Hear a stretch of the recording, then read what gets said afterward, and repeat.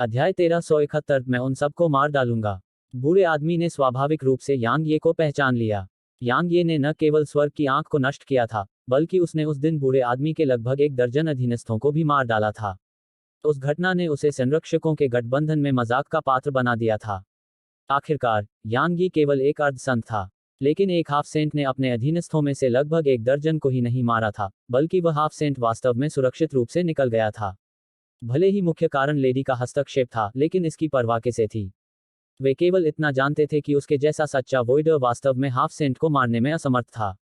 अब उसे उम्मीद नहीं थी कि यांग ये वापस आएगा, और उसने रेडियंट डायमेंशन के भीतर स्वर्ग की आंख को भी नष्ट कर दिया, जिसे उसने प्रबंधित किया। इसके अलावा यांग ये ने अपने 3 अधीनस्थों को भी मार डाला था। बस यही सोचते ही उसके चेहरे पर एक क्रूर भाव उभर आया। यांग ये, अगर तुम बाहरी दुनिया में छिप गई और कभी वापस नहीं आई, तो मैं शायद तुम्हारा कुछ नहीं कर पाऊंगा। हालांकि चूंकि तुम यहाँ मौत को दावत देने आई हो, तो मैं तुम्हारी इच्छा पूरी करूंगा। चलो देखते हैं आज तुम्हें कौन बचा सकता है। जैसे ही उसने बोलना समाप्त किया, बूढ़े व्यक्ति ने अपनी हथेली आगे बढ़ाई और उसे नीचे पटक दिया। एक भयानक ऊर्जा हथेली आसमान से नीचे गिरी। इसने न केवल यांगी को, बल्कि पूरे वाइट डी आयाम को भी घेर लिया। जाहिर है, बूढ़ा आदमी श्वेत मृग आयाम को भी नष्ट करना चाहता था। जब ऊर्जा हथेली उनकी ओर गिरी तो वाइट डियर डायमेंशन में मौजूद हर कोई कांप उठा। एक सच्चे वोइडर की प्रभावशाली आभा ऐसी चीज नहीं थी जिसका वे विरोध कर सकें। यह पूर्ण श्रेष्ठता थी, और सिर्फ यही प्रभावशाली आभा उन सभी को कुचल सकती थी। नहीं, यांग ही एक अपवाद था। जैसे ही उसने देखा कि विशाल तार उसकी ओर आ रहा है, उसके चेहरे पर एक भयंकर मुस्कान उभर आई। एक पल बाद उसकी आकृति प्रकाश की किरण में बदल गई, जो हवा में उछली। यह अंतरिक्ष को चीरती हुई तुरंत विशाल तार से टकराए। अनुभव करना। कुछ क्षण के लिए शांति छा गई, उसके बाद विशाल तार का पेड़ अचानक टुकड़ों में बिखर गया, और प्रकाश की किरण की गति धीमी नहीं हुई, बल्कि वह बूढ़े व्यक्ति पर वार करने लगी। जब विशाल हथेली टूट गई तो बूढ़े आदमी की पुतलियां सिकुड़ गईं और उसकी आंखें सदमे से भर गईं। उसने उम्मीद नहीं की थी कि उसका हमला वास्तव में नष्ट हो जाएगा। भले ही उसने अपनी पूरी ताकत का इस्तेमाल नहीं किया था, लेकिन यह ऐसी चीज नहीं थी जिसे कोई सम्राट नष्ट कर सके। बूढ़े आदमी ने यांग ही को देखना बंद कर दिया और एक कदम आगे बढ़ा। उसके भीतर से एक भयानक आभा बह निकली, और 3 किलोमीटर के क्षेत्र में जगह तुरंत उसके सामने लहरदार हो गई। यह भयानक था। हालांकि ऐसा लग रहा था जैसे यांग ये के हमले के संपर्क में आने पर बर्फ उबलते तेल में गिर रही हो। तलवार की ऊर्जा से भव्य आभा को चीर दिया गया, और तलवार की ऊर्जा बिल्कुल भी धीमी नहीं हुई, क्योंकि यह बूढ़े आदमी पर वार करना जारी रखती थी। बूढ़ा आदमी हैरान रह गया। इस समय उसे आखिरकार एहसास हुआ कि उसने यांग ये की ताकत को बहुत कम आंका था। जिस आदमी का उसने अभी सामना किया, वह उस दिन वाला आदमी नहीं था जो उसका बिल्कुल भी विरोध नहीं कर सकता था। बूढ़े आदमी ने अब यांग ये को पूरी तरह से गंभीरता से लिया। उसी समय उसने अपनी मुट्ठियां कसकर भींच लीं, गुस्से से चिल्लाया और उन्हें आगे की ओर पटक दिया। टकराना। बूढ़े आदमी के चारों ओर 3 किलोमीटर के क्षेत्र में जगह टूटकर बिखर गई, और फिर वाइट डियर डायमेंशन के ऊपर आकाश में एक विशाल ब्लैक होल दिखाई दिया। यद्यपि वहां का स्थान नष्ट हो गया था, फिर भी युद्ध बंद नहीं हुआ था। यांग ये एक प्रकाश की किरण में तब्दील हो गया जो बूढ़े आदमी के सामने आ गई, जिससे बूढ़े आदमी की आंखें थोड़ी सिकुड़ गईं। उसने उम्मीद नहीं की थी कि यांग ये को वास्तव में ब्लैक होल द्वारा निगल लिए जाने का डर नहीं होगा। लेकिन जब यांग ये की तलवार उसके सामने आ गई, तो बूढ़े आदमी का चेहरा आश्चर्यजनक रूप से शांत था। बूढ़े आदमी ने एक कदम आगे बढ़ाया। एक पल में यांग ये द्वारा बनाई गई प्रकाश की किरण वहीं रुक गई, और प्रकाश फैल गया और यांग ये की आकृति प्रकट हुई। समय के नियम। बूढ़े आदमी के मुंह के कोनों पर उपहास की एक लकीर उभर आई। यांग ये, यह खत्म हो गया। बोलते बोलते उसने अपना हाथ आगे बढ़ाया और यांग ये की तरफ थपथपाया। इस बीच यांग ये अचानक बोल पड़ी, यह वाकई खत्म हो गया है। बूढ़े आदमी ने भौहें सिकोड़ी। अचानक एक रहस्यमयी शक्ति यहाँ प्रकट हुई, और फिर यांग ये एक प्रकाश की किरण में बदल गई जो बूढ़े आदमी की छाती को भेदती हुई अंदर चली गई। बूढ़े आदमी की आंखें तेजी से चौड़ी हो गईं, और उनमें आश्चर्य और घबराहट थी। कैसे? यह कैसे हो सकता है? यह कैसे संभव हो सकता है? अनुभव करना। बूढ़े आदमी के सिर के पीछे से प्रकाश की एक किरण निकली, और फिर उसकी आवाज अचानक बंद हो गई। यह स्वाभाविक रूप से यांग ये था जिसने ऐसा किया था। उसे बूढ़े आदमी के साथ अपनी सांस बर्बाद करने में कोई दिलचस्पी नहीं थी। उसने तुरंत अपना दाहिना हाथ हिलाया और बूढ़े आदमी की लाश को प्राचीन म्यान में रख दिया। सच्चे शून्य क्षेत्र में एक तलवार सेवक एक साधारण शून्य से कहीं अधिक शक्तिशाली था, इसलिए यदि वह भविष्य में अपने तलवार सेवकों में से किसी एक को खो देता है या अपनी साधना में सुधार करता है, तो वह बूढ़े आदमी की लाश को तलवार सेवक में बदल सकता है। लड़ाई खत्म हो गई थी। दरअसल यांग ये और बूढ़े आदमी के बीच लड़ाई के बाद से 100 सांसों से भी कम समय बीता था, और यह ठीक इतने ही समय में था जब एक वॉइडर की जान ले ली गई थी। वे दर्शक यांग ये की असली ताकत से वाकिफ नहीं थे, और उनकी ताकत की धारणा अभी भी अतीत में अटकी हुई थी। इसलिए जब उन्होंने यांग ये को इतनी आसानी से एक वॉइडर को मारते देखा तो वे स्वाभाविक रूप से बेहद हैरान हो गए। यांग ये की आकृति चमकी और जियाओ बिली के पास आ गई। इस समय उसने जियाओ बिली के पास एक जानी पहचानी आकृति देखी। यह ज़ुबू शेन था जो पाइन प्रांत से उसके साथ आया था। यांग ये ने उसे मापा और फिर उसकी आंखों में आश्चर्य की एक झलक दिखाई दी। अब आप एक अर्ध सम्राट हैं। ज़ुबू शेन ने हंसते हुए कहा, मैं अभी भी तुमसे कमतर हूं। तुम पहले से ही एक सम्राट हो। यांग ये मुस्कुराया, मुझे कुछ भाग्यशाली मुठभेड़ें मिलीं। वास्तव में वह सम्राट क्षेत्र को इतनी जल्दी प्राप्त करने में सक्षम था, इसका कारण डार्क हेल कॉन्टिनेंट था। रेडियंट आयाम की तुलना में वहां आगे बढ़ना बहुत आसान था। ज़ुबू शेन मुस्कुराए और फिर गंभीरता से बोले, अब आपकी क्या योजना है? जियाओ बियली और जियाओ लिंग ने यांग ये को देखा क्योंकि वे भी इसका उत्तर जानना चाहते थे।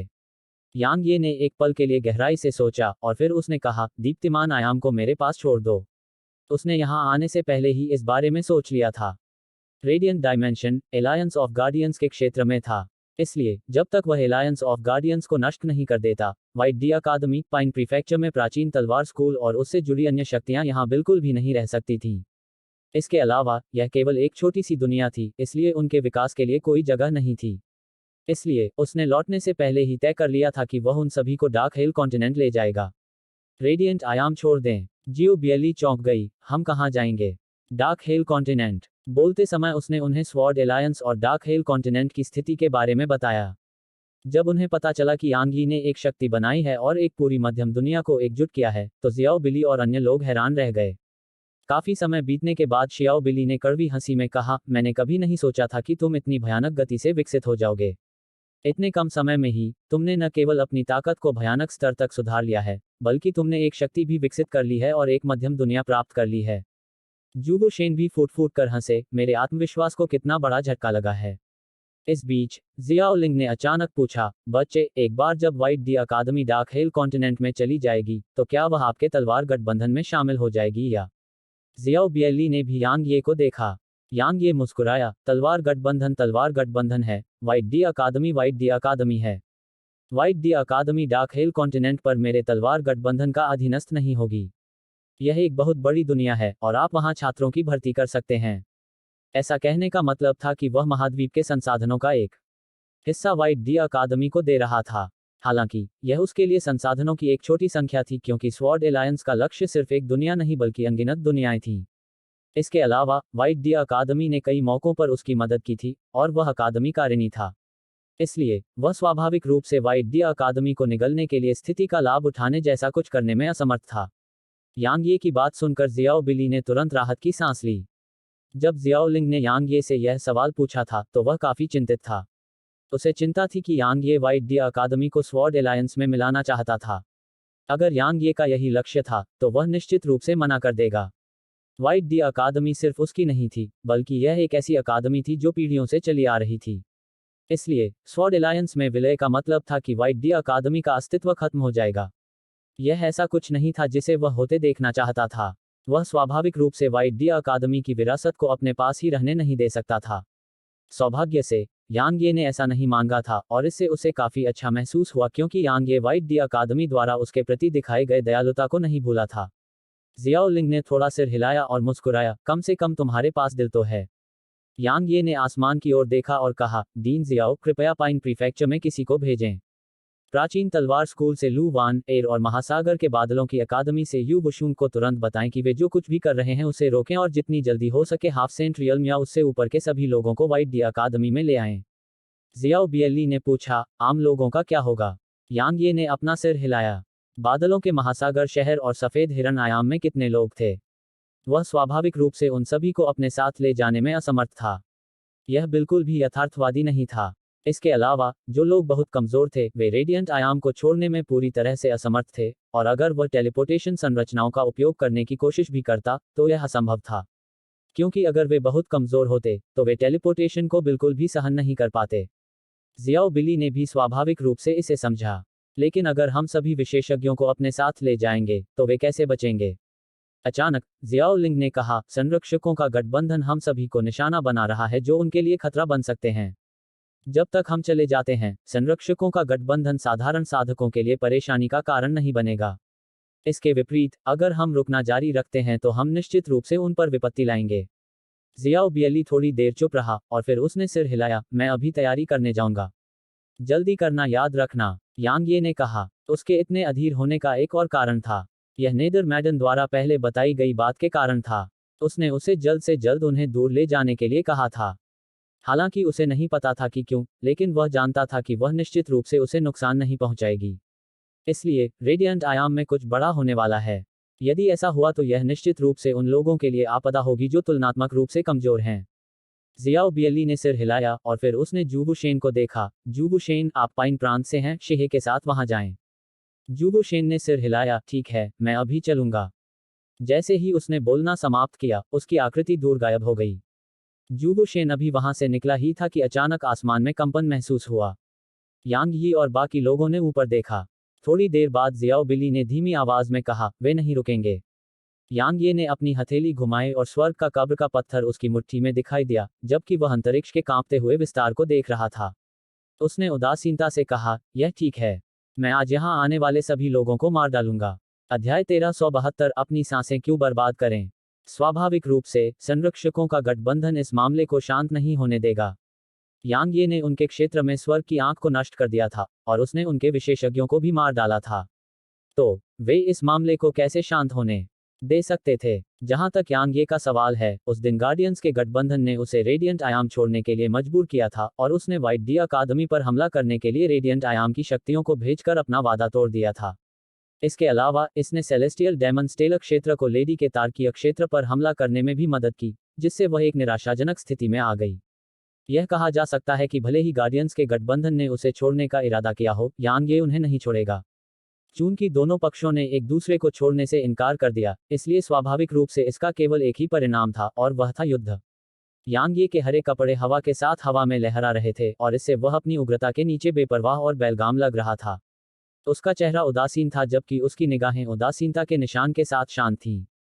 जब वह अपनी तलवार के साथ वहां खड़ा था, तो उसने एक बहुत ही तेज आभा प्रकट की जो दुनिया को भेदने में सक्षम लग रही थी।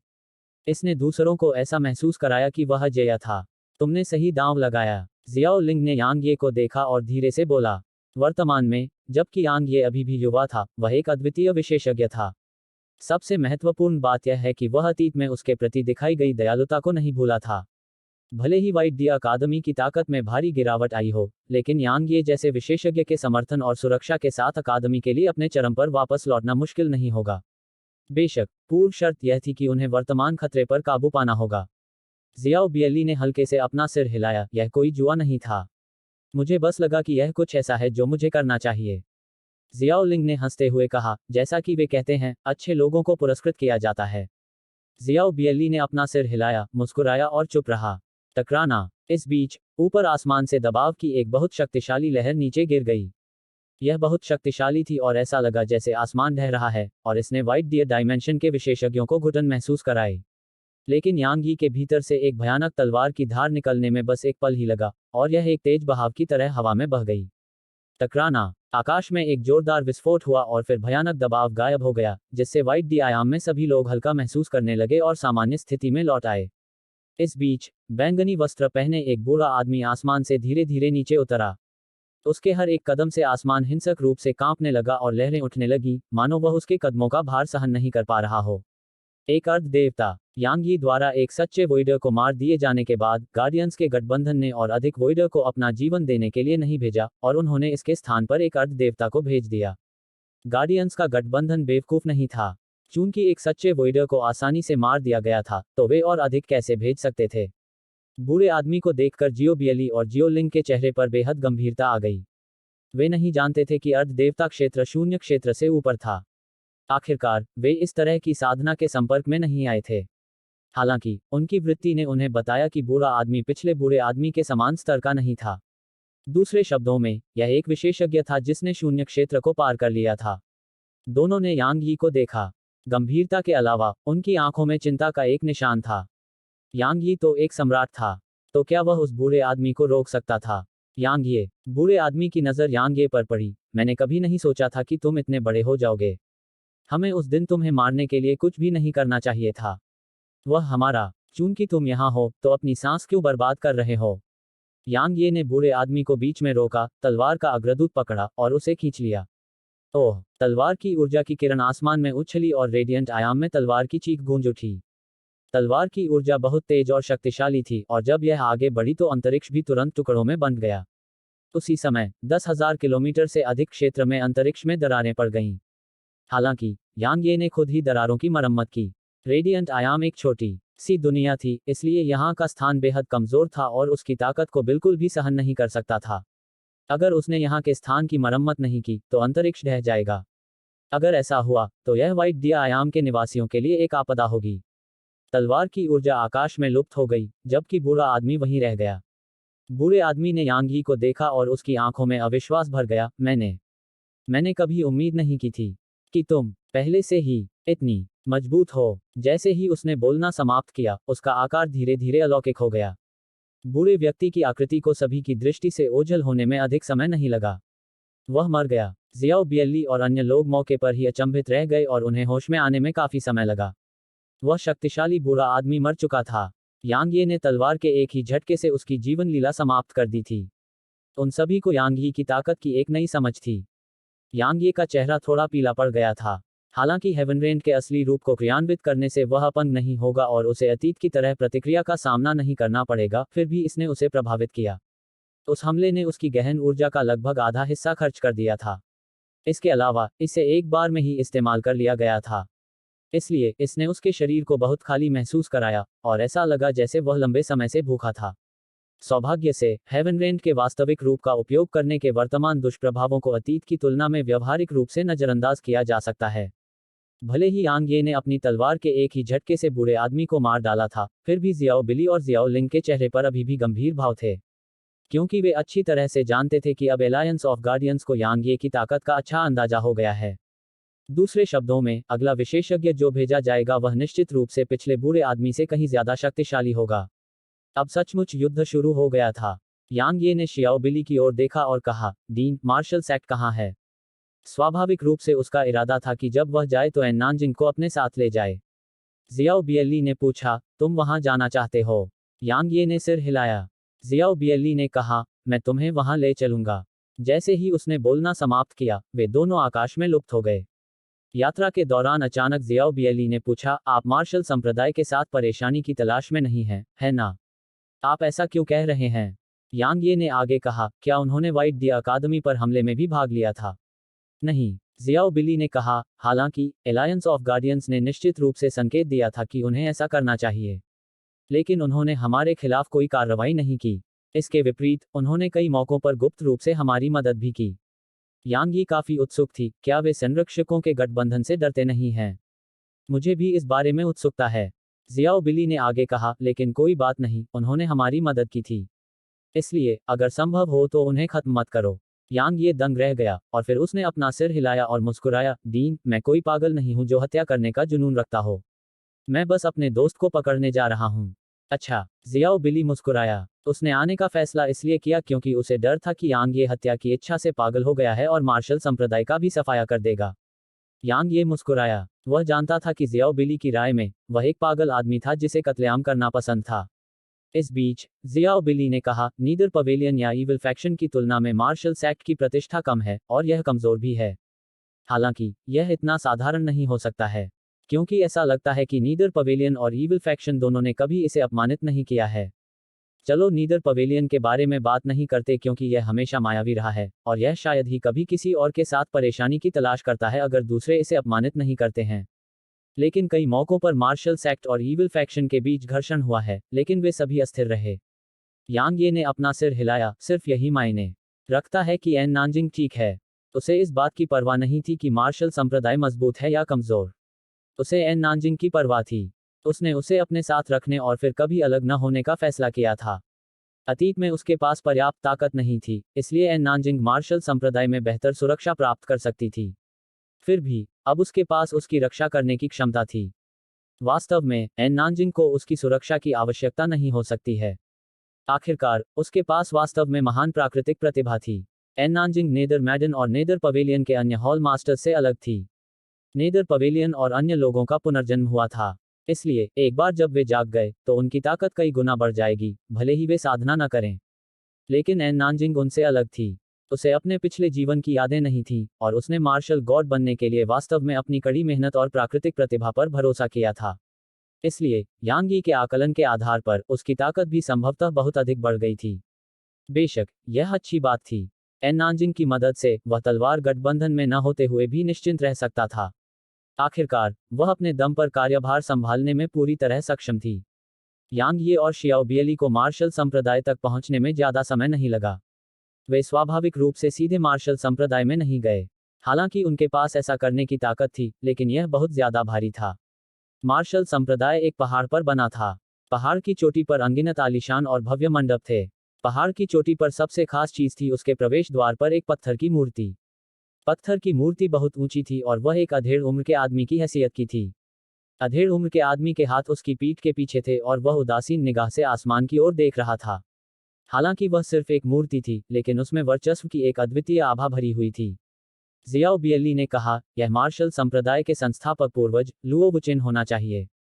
यांग ये ने मूर्ति की ओर देखा, थोड़ा सिर हिलाया और कुछ नहीं बोला। मार्शल संप्रदाय के भीतर से प्रकाश का एक स्तंभ निकलने में अधिक समय नहीं लगा और फिर एक बूढ़ा व्यक्ति उनके सामने प्रकट हुआ। यांग ये ने बूढ़े आदमी को पहचान लिया। यह वू युआन था जिससे वह उस दिन व्हाइट डियर डायमेंशन में मिला था। वू युआन के चेहरे पर यांग ये को देखकर एक बहुत ही गंभीर भाव था। भले ही मार्शल संप्रदाय ने व्हाइट डियर अकादमी पर हमला करने के लिए अपनी सेना नहीं भेजी थी, लेकिन उसे पता था कि व्हाइट डियर अकादमी में क्या हुआ था। 4 महान कुल और दुष्ट गुट, ये सभी एक समय में रेडियंट आयाम में विस्मयकारी शक्तियां थीं। लेकिन म्यू कबीले के अलावा बाकी अब इतिहास बन चुके हैं। जियाओ बियली मुस्कुराई, वू युआन, बहुत समय हो गया मिलते हुए। वू युआन ने थोड़ा सिर हिलाया और कहा, बधाई हो। व्हाइट डी अकादमी को व्यावहारिक रूप से नष्ट कर दिया गया था क्योंकि इसने उन सभी वर्षों पहले यांग ये को बचाया था। उस समय कई लोगों ने कहा कि जियाओ बिली एक छात्र की खातिर इतनी सारी शक्तियों के खिलाफ जाने के लिए मूर्ख था। फिर भी अब अनगिनत लोग जियाओ बिली से ईर्ष्या करते हैं। ऐसे भयानक छात्र के समर्थन के साथ व्हाइट डी अकादमी के लिए अपने पुराने गौरव को वापस पाना बिल्कुल भी मुश्किल नहीं था। आखिरकार यांग ये व्हाइट डी अकादमी के संस्थापक पूर्वज से कहीं ज्यादा चमकदार था। जियाओ बियली मुस्कुराया और फिर वह गंभीरता से बोला, हम यहाँ छोटी लड़की एन नानजिंग के लिए हैं। जियाओ बियली की बात सुनकर वू युआन के चेहरे पर थोड़ी सी तब्दीली आ गई। यांग ये ने जब यह देखा तो वह भौंचक्का रह गया, क्या हुआ? वू युआन ने एक पल के लिए हिचकिचाते हुए कहा, वह चली गई है। टकराना। यांग यी के भीतर से अचानक एक भयानक आभा निकली और फिर वू युआन लगभग 3 किलोमीटर दूर विस्फोट से नष्ट हो गया। अध्याय 1373 भाड़ में जाओ। शांत हो जाओ, वू युआन ने जल्दी से कहा, मेरा मतलब था कि वह रेडियंट आयाम छोड़ चुकी है। यांग ये के मन में जो हत्या की भावना थी, वह तुरंत ही उसके शरीर में सिमट गई। वू युआन ने यह देखकर राहत की सांस ली। आखिरकार यांग ये वाकई ऐसा लग रहा था कि वह भी हत्या करने वाला था। यांग ये ने भौहें सिकोड़ते हुए कहा, वह रेडियंट आयाम में नहीं है। वू युआन ने सिर हिलाया। वह और मेरे मार्शल अंकल सच्चे मार्शल तारकीय क्षेत्र के दिव्य पराक्रम महाद्वीप के लिए रवाना हुए। यांग ये ने धीमी आवाज में कहा, सच्चा मार्शल तारकीय क्षेत्र, दिव्य वीरता महाद्वीप, थोड़ा और स्पष्ट करो। वू युआन ने गंभीरता से कहा, उसकी प्राकृतिक प्रतिभा बहुत भयानक थी और उसने सब कुछ बहुत जल्दी सीख लिया। इसके अलावा उसे मार्शल दाओ में सब कुछ समझने के लिए बस थोड़े मार्गदर्शन की आवश्यकता थी। मेरे मार्शल अंकल के पास उसे सिखाने के लिए कुछ भी नहीं था। यही कारण था कि वह एक अड़चन में पड़ गई। उसकी प्रगति में देरी न हो, इसके लिए मेरे मार्शल अंकल ने सम्राट क्षेत्र में आगे बढ़ने और उसे सच्चे मार्शल तारकीय क्षेत्र में दिव्य वीरता महाद्वीप में ले जाने का फैसला किया। वू युआन एक पल के लिए रुका और आगे बोला, वास्तव में रेडियंट आयाम में मार्शल संप्रदाय सिर्फ एक शाखा है। जियाओ बियली ने भौहें सिकोड़ते हुए कहा, तुम सिर्फ एक शाखा हो। वू युआन ने सिर हिलाया, दिव्य वीरता महाद्वीप एक मध्यम दुनिया है। यह मार्शल कलाकारों की दुनिया है और यहीं पर मेरे मार्शल संप्रदाय का मुख्यालय है। मार्शल संप्रदाय के उच्च अधिकारियों ने मार्शल संप्रदाय का विस्तार करने और इसके लिए प्रतिभाओं की भर्ती करने के लिए हमें विभिन्न दुनियाओं में भेजने का फैसला किया। एन नानजिंग की प्राकृतिक प्रतिभा असाधारण है और उसकी समझ की क्षमता चौंकाने वाली है। हम अब उसे समायोजित नहीं कर सकते, इसलिए मेरे मार्शल अंकल के पास उसे हमारे मुख्यालय में ले जाने के अलावा कोई विकल्प नहीं था। वहां उसका बेहतर पालन पोषण होगा। सच्चा मार्शल तारकीय क्षेत्र। यांग ये ने धीरे से अपनी आंखें बंद कर लीं। वू युआन की पलकें झपकने लगी क्योंकि उसने सोचा कि यांग ये गुस्से में है, और उसने तुरंत कहा, यांग ये, मेरे मार्शल संप्रदाय का उसे नुकसान पहुंचाने का बिल्कुल भी इरादा नहीं है। उसकी प्राकृतिक प्रतिभा के आधार पर वहां का मार्शल संप्रदाय निश्चित रूप से उसे बढ़ावा देने के लिए हर संभव प्रयास करेगा। एक संप्रदाय को सबसे अधिक किस बात की चिंता थी?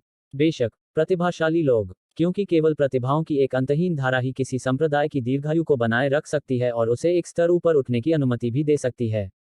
कोई भी संप्रदाय चाहे कितना भी मजबूत क्यों न हो, अगर उसकी युवा पीढ़ी मजबूत नहीं है और उसमें प्रतिभाओं की कमी है, तो उसे पतन का सामना करना पड़ेगा या अंत में नष्ट भी हो जाएगा। इसलिए, अगर किसी संप्रदाय में कोई सच्चा प्रतिभाशाली व्यक्ति प्रकट होता है, तो जब तक कि कुछ अप्रत्याशित न हो जाए, संप्रदाय निश्चित रूप से उस प्रतिभा को अच्छी तरह से बढ़ावा देगा।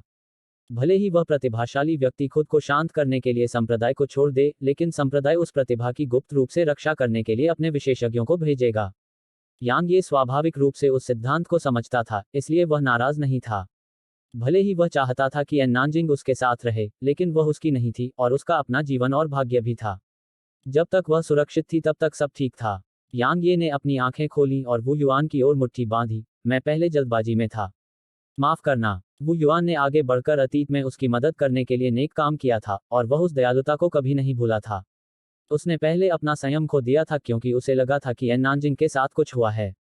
वू युआन ने अपना सिर हिलाया और कहा, मुझे थोड़ा स्पष्ट होना चाहिए था। यह तुम्हारी गलती नहीं थी। यांग ये ने सिर हिलाया और कहा, मुझे दूसरे काम निपटाने हैं।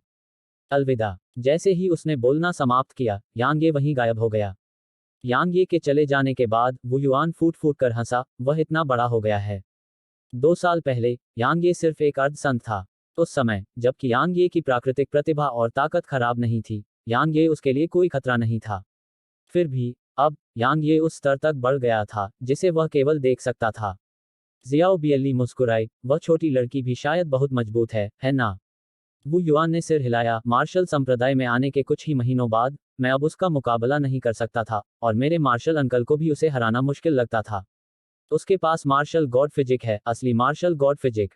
अब जब वह दिव्य वीरता महाद्वीप में वापस आ गई है, तो वहां का मार्शल संप्रदाय निश्चित रूप से अपनी पूरी ताकत से उसका पालन पोषण करेगा। वर्तमान में, वह एक भयानक स्तर पर पहुंच गई होगी।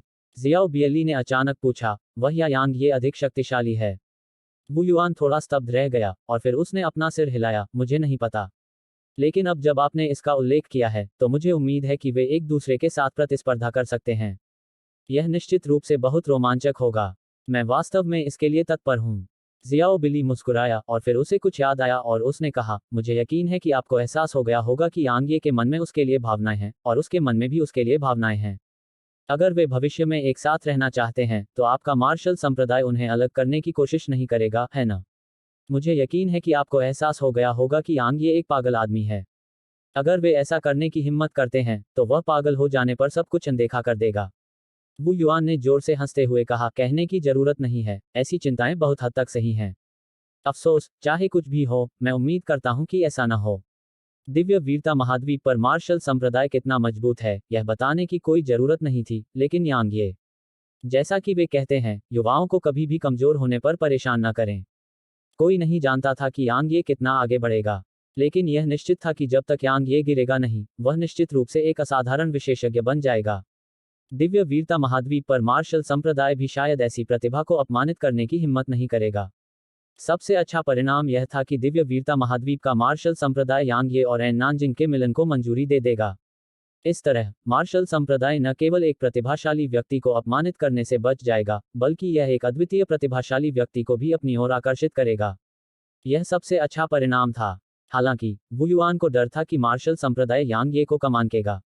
आखिरकार, ऐसे संप्रदायों में श्रेष्ठता की भावना होती है, और वे दूसरों को नीचा दिखाना पसंद करते हैं। जहां तक यांग ये की बात है, अगर कोई उसे दुखी करता, तो वह उन्हें और भी बुरा महसूस कराता। इसलिए, थोड़ी सी भी गलती यांग ये या मार्शल संप्रदाय के लिए त्रासदी का कारण बन सकती है। लगता है कि जियाओ बिली ने भी यही सोचा था। उसने अपना सिर हिलाया, मुड़ा और चला गया। फिलहाल उसे भविष्य की चिंता नहीं करनी चाहिए, उसे इस बात की चिंता करनी चाहिए कि अकादमी इस मुश्किल दौर से कैसे गुजरेगी। यात्रा करते समय जियाओ बियली ने पूछा, संरक्षक गठबंधन के विशेषज्ञों को आने में कितना समय लगेगा? मुझे नहीं पता, यांग ये ने आगे कहा, लेकिन शायद इसमें ज्यादा समय नहीं लगेगा। उसने उस अर्ध देवता को मार दिया था, इसलिए शायद अब संरक्षकों के गठबंधन को उसकी ताकत का अंदाजा हो गया था। इसलिए अगर वे उसे मारना चाहते थे तो वे निश्चित रूप से अर्ध देवता नहीं भेजेंगे। या शायद यह कहा जाना चाहिए कि वे सिर्फ एक ही नहीं भेजेंगे। जहां तक इस बात का सवाल है कि वे देवता भेजेंगे या नहीं, उसे इसका जवाब नहीं पता था। हालांकि अगर वे एक देवता को भी भेजते हैं तो वह उस विशेषज्ञ से नहीं डरेगा। ऐसी कोई समस्या नहीं थी जिसे एक हेवन रेंज से हल नहीं किया जा सकता था। अगर ऐसा कुछ होता तो वह 2 का इस्तेमाल करता। व्हाइट डी अकादमी में लौटने के बाद यांग ये शियाओ युक्सी के साधना कक्ष के बाहर पहुंचे, लेकिन अंदर जाकर उसे परेशान नहीं किया। कमरे को देखते हुए उनका चेहरा धीरे धीरे कोमल होता गया और उनकी आंखों में ठंडक और उदासीनता गर्म और कोमल हो गई। यह उनकी पत्नी थी जो कमरे के अंदर थी। 2 साल बाद वह आखिरकार उसे फिर से देख सकता था। प्रोफाउंडर कॉन्टिनेंट छोड़ने के बाद से शियाओ युक्सी, एन नानजिंग और लू वानर को उनके साथ रहते हुए बहुत कष्ट सहना पड़ा था। खास तौर पर एन नानजिंग और शियाओ युक्सी। एन नानजिंग ने एक बार अपनी साधना और अपनी भुजाएं खो दी थीं। जहां तक शियाओ युक्सी की बात है तो उसकी यादें मिटा दी गई थीं। इसलिए प्यार के अलावा उसे उनके प्रति अपराध बोध भी महसूस हुआ। क्योंकि वे उसकी महिलाएं थीं, फिर भी उन्हें बार बार दुख सहना पड़ा था। यदि कोई पुरुष अपनी महिलाओं की रक्षा नहीं कर सकता तो क्या वह फिर भी पुरुष है? इस बार उसने शियाओ युक्सी, लुवान, एर और अन्य लोगों को अपने साथ रखने का फैसला किया था। अगर वे वास्तव में खतरे का सामना करते हैं तो वह, यांग ये, सबसे पहले मर जाएगा। समय बीतता गया। लगभग 6 घंटे बाद अचानक दरवाजा धीरे से खुला और फिर जियाओ युक्सी यांग ये के सामने प्रकट हुई। इस समय जियाओ युशी ने चांद जैसी सफेद पोशाक पहनी हुई थी। पतला और नाजुक शरीर, बेमिसाल खूबसूरत रूप और बर्फ जैसे सफेद बाल। भव्य, वह अलौकिक सुंदरता से संपन्न थी। यह उसकी पत्नी थी। जियाओ युक्सी उसे देखकर थोड़ा अचंभित रह गई और कुछ क्षण बीतने के बाद वह धीरे से बोली, तुम वापस आ गए। उसकी आवाज थोड़ी कांप रही थी। यांग ये उसके पास गया और अपनी बाहें उसकी नाजुक कमर के चारों ओर लपेट लीं। जियाओ युशी की कमर बहुत नर्म थी, जैसे उसमें कोई हड्डी ही न हो। उससे एक हल्की खुशबू आ रही थी। यह सुगंधित पाउडर की नहीं, बल्कि उसकी अपनी प्राकृतिक खुशबू थी। यांग ये ने कुछ नहीं कहा और बस उसे कसकर गले लगा लिया और लालच से उससे आ रही खुशबू को अपने अंदर समा लिया। जियो युक्सी का नाजुक शरीर अकड़ने लगा, लेकिन उसे आराम करने और यांग ये की कमर के चारों ओर अपनी बाहें लपेटने में देर नहीं लगी। उस समय यांग ये को निर्वासित कर दिया गया था। उसे ऐसा लग रहा था जैसे आसमान गिर रहा हो और वह अनगिनत दिनों और रातों से चिंतित थी। अब उसके दिल की वह चिंता आखिरकार कम हो गई थी। यांग ये ठीक था। वह जीवित लौट आया। दोनों ने एक शब्द भी नहीं बोला और बस एक दूसरे को कसकर गले लगा लिया। इसी तरह से काफी समय बीत गया जब यांग ये ने शियाओ युक्सी को छोड़ दिया और फिर उसने उसे देखा और धीरे से बोला, अब तुम एक अर्ध सम्राट हो। जियाओ युक्सी ने थोड़ा सिर हिलाया, लेकिन आप पहले से ही एक सम्राट हैं। यांग ये ने अपना हाथ बढ़ाया और उसके खूबसूरत बालों को सहलाया जो उसकी छाती के सामने लटक रहे थे और कहा, कोई भी हमें फिर से अलग नहीं कर सकता। जियो युक्सी ने यांग ये का हाथ पकड़ लिया और धीरे से बोली, आपने पिछले 2 वर्षों में बहुत कष्ट झेले हैं, है ना? यांग ये ने धीरे से उत्तर दिया, यह इसके लायक था। भले ही वह कई मौकों पर डार्क हेल कॉन्टिनेंट में अपनी जान गंवा चुका था। सौभाग्य से उसने जो कष्ट झेले उससे उसे लगातार बढ़ने का मौका मिला। इसके अलावा उसने डार्क हेल कॉन्टिनेंट पर सम्राट का दर्जा भी हासिल कर लिया था। जियो युक्सी ने कुछ नहीं कहा और बस उसे कसकर गले लगा लिया। कुछ देर बाद यांग ये ने अचानक अपना सिर नीचे किया और उसे चूमा। शियाओ युशी की नाजुक काया थोड़ी कांप उठी, लेकिन उसे शांत होने में देर नहीं लगी और उसने यांग ये को अपनी मर्जी से काम करने दिया। थोड़ी देर तक उसे चूमने के बाद यांग ये ने उसे छोड़ दिया और धीरे से बोला, युक्सी, मैं चाहता हूं।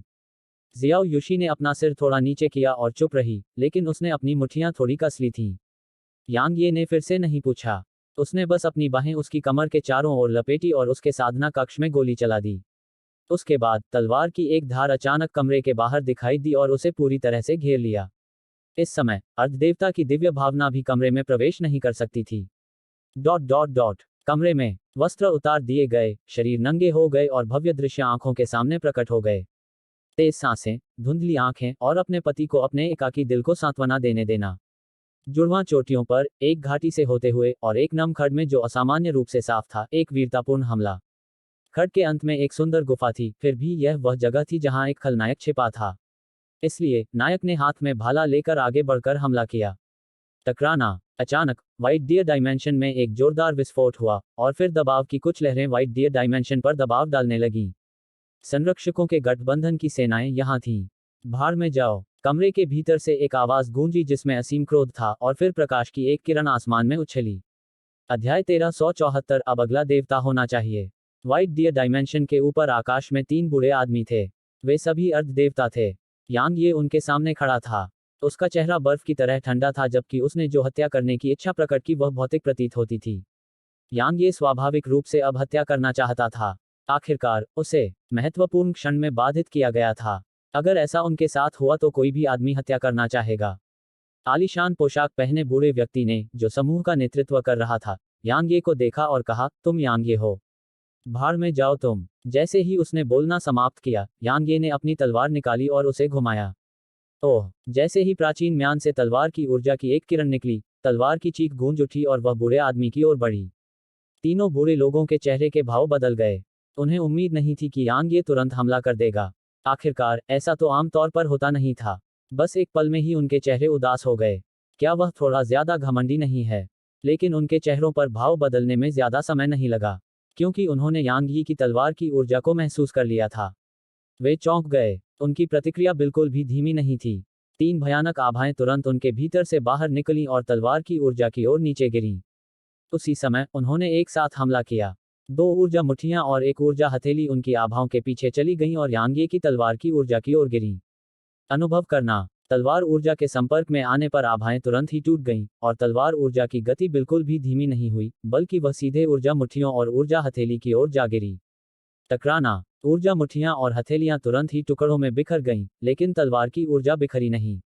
यह बस थोड़ी मंद हो गई और कुछ देर के लिए रुक गई, फिर बूढ़े लोगों की ओर आगे बढ़ गई। बूढ़े लोग अब इस बात से हैरान नहीं थे, वे चकित थे।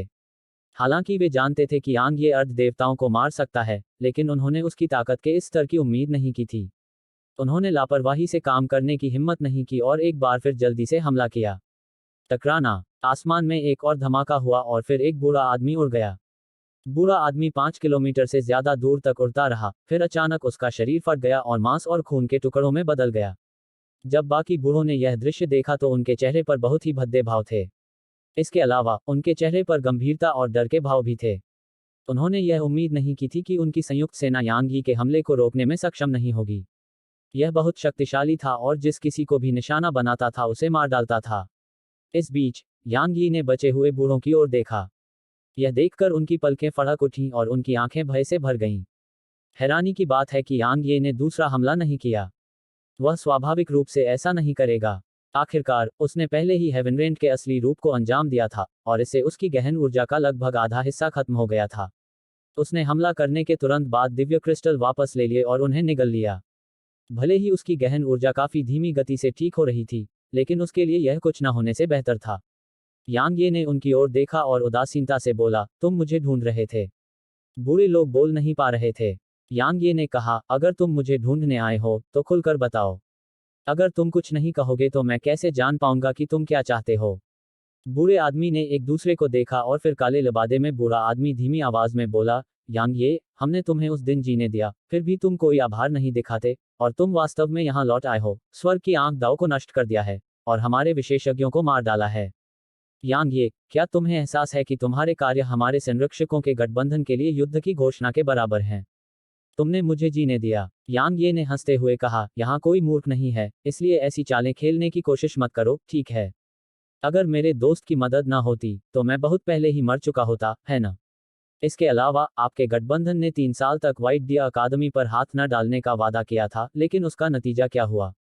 आप पिछले साल भर लगातार रेडियंट डायमेंशन की सेनाओं को हमला करने के लिए भेज रहे हैं। मुझे मत बताओ कि यह आपका गठबंधन नहीं था जिसने उन्हें ऐसी कार्रवाई करने का सुझाव दिया था। जैसे ही उसने बोलना समाप्त किया, यांग ये ने कंधे उचका दिए और कहा, तो मुझसे बकवास मत करो। बस मुझे बताओ कि तुम यहाँ क्यों हो? हम यहाँ क्यों हैं? उनके हाव भाव बिल्कुल अस्वाभाविक हो गए। वे स्वाभाविक रूप से यांग ये को मारने के लिए यहाँ आए थे, लेकिन यांग ये ने एक बार भी उनसे मिलने के बाद एक शब्द भी नहीं कहा और तुरंत उनके एक साथी को मार डाला। तो अब वे उसे कैसे मारेंगे? बूढ़े लोग चुप रहे। उनके सामने सिर्फ 2 विकल्प थे। पहला था हमला करना और दूसरा था पीछे हटकर देवता को प्राप्त करना। उन्होंने एक दूसरे को देखा, सिर हिलाया और एक भी शब्द नहीं बोला। वे बस आसमान में उड़ गए। उन्होंने चले जाने का निर्णय लिया। यांग ये के साथ अभी हुई संक्षिप्त टक्कर के आधार पर वे जानते थे कि यांग ये कोई ऐसा व्यक्ति नहीं था जिसे अर्ध देवता मार सके। यहाँ तक उनकी संयुक्त सेना भी यांग ये के हमले को रोकने में सक्षम नहीं थी। अब उनमें से केवल 2 ही यहाँ बचे थे, तो वे इसका विरोध कैसे कर सकते थे।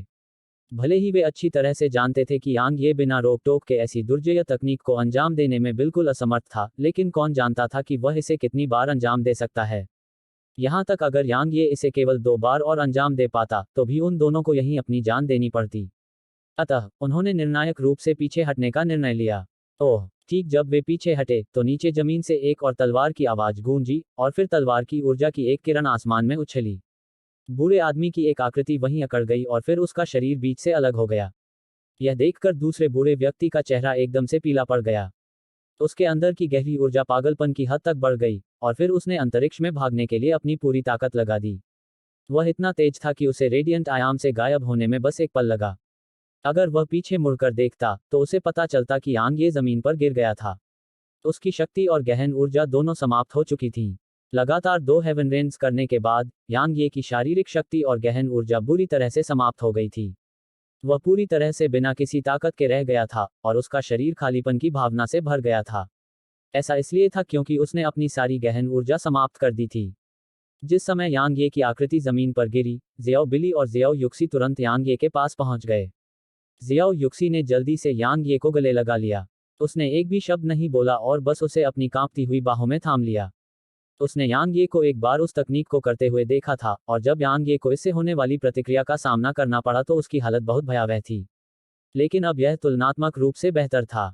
यांग ये की ताकत और गहन ऊर्जा समाप्त हो गई थी। उसने केवल लड़ने की क्षमता खो दी थी और पूरी तरह से ठीक था। जियाओ बिली ने जल्दी से पूछा, क्या तुम ठीक हो? यांग ये को इस समय पूरी अकादमी की उम्मीद माना जा सकता है। अगर यांग ये को कुछ हो गया, तो व्हाइट डी अकादमी व्यवहारिक रूप से मौत का इंतजार कर सकती है। यांग ये ने अपना सिर थोड़ा हिलाया। दरअसल वह इस बात पर झिझक रहा था कि उसे उस अर्ध देवता को मारना चाहिए या नहीं। वह काफी झिझक रहा था, लेकिन जब उसने देखा कि वे बिना लड़े भागने का फैसला कर रहे हैं, तो उसने निर्णायक रूप से उनमें से एक को मारने का फैसला किया। हालांकि वह अच्छी तरह से जानता था कि यह काफी जोखिम भरा था, फिर भी उसने ऐसा करने में कोई झिझक नहीं दिखाई। वह नहीं जानता था कि अभिभावकों का गठबंधन वास्तव में कितना मजबूत था, लेकिन वह जानता था कि निश्चित रूप से इसमें अर्ध देवता क्षेत्र या उससे ऊपर के कई विशेषज्ञ नहीं थे। इसलिए उसने जितने भी लोगों को मारा, उनमें से एक कम हो गया, और भविष्य में जब वह वास्तव में उनके साथ युद्ध करने गया, तो उसे जो दबाव का सामना करना पड़ा, वह कम हो जाएगा। हालांकि वह अच्छी तरह से जानता था कि यह बहुत जोखिम भरा था, क्योंकि वह हेवनरेंट के असली रूप को केवल 2 बार ही अंजाम दे सकता था। अगर आखिरी अर्ध देवता भागने का विकल्प नहीं चुनता और इसके बजाय लड़ने का विकल्प चुनता, तो वह बहुत बड़ी मुसीबत में पड़ जाता। लेकिन उसने जुआ खेला था। इससे पहले उसने जुआ खेला था कि आखिरी अर्ध देवता उसके हमला करने के बाद उससे लड़ने की हिम्मत नहीं करेगा। आखिरकार उसने अपनी तलवार के एक ही झटके से एक अर्ध देवता को मार डाला था, और इसने अन्य 2 बूढ़े लोगों की मानसिक सुरक्षा को तोड़ दिया था, जिससे उन्हें यह विचार जगाने में मदद मिली कि यांग ये वह नहीं था जिसे अर्ध देवताओं द्वारा हराया जा सकता था। इसलिए उन्होंने भागने का विकल्प चुना। एक बार जब उसने दूसरे बूढ़े आदमी को मार दिया, तो आखिरी बूढ़े आदमी की मानसिक सुरक्षा पूरी तरह से ढह गई। उस समय बूढ़े आदमी ने शायद यांग यी से लड़ने के बारे में सोचने की भी हिम्मत नहीं की होगी। उसने सही दांव लगाया था, क्योंकि बूढ़े आदमी ने वास्तव में इसके बारे में सोचने की हिम्मत नहीं की थी और बस भाग गया था। उसने संरक्षकों के गठबंधन से 2 और अर्ध देवताओं को मार डाला था। यांग ये की आंखें थोड़ी सिकुड़ गईं जब उसने आसमान की ओर देखा। अगला कोई देवता होना चाहिए। ... यांग ये के कमरे में यांग ये बिस्तर पर लेटा हुआ था, जबकि कमरा जलते हुए दिव्य क्रिस्टल से भरा हुआ था, और आध्यात्मिक ऊर्जा की अनगिनत किस्में यांग ये की ओर पागलों की तरह उमड़ रही थीं। इस समय यांग ये का शरीर उस भूमि की तरह था जिसने भयंकर सूखे का सामना किया था और आखिरकार लंबे समय से प्रतीक्षित बारिश का अनुभव किया। एक बार जब आध्यात्मिक ऊर्जा उसके शरीर में प्रवेश करती है, तो वे तेजी से अवशोषित हो जाती हैं, और फिर उसका शरीर धीरे धीरे ठीक होने लगता है। जियाओ युक्सी यांग ये के बगल में थी। वह कुछ नहीं बोली और बस यांग ये को घूरते हुए उसके बिस्तर के पास बैठी रही। समय धीरे धीरे बीतता गया।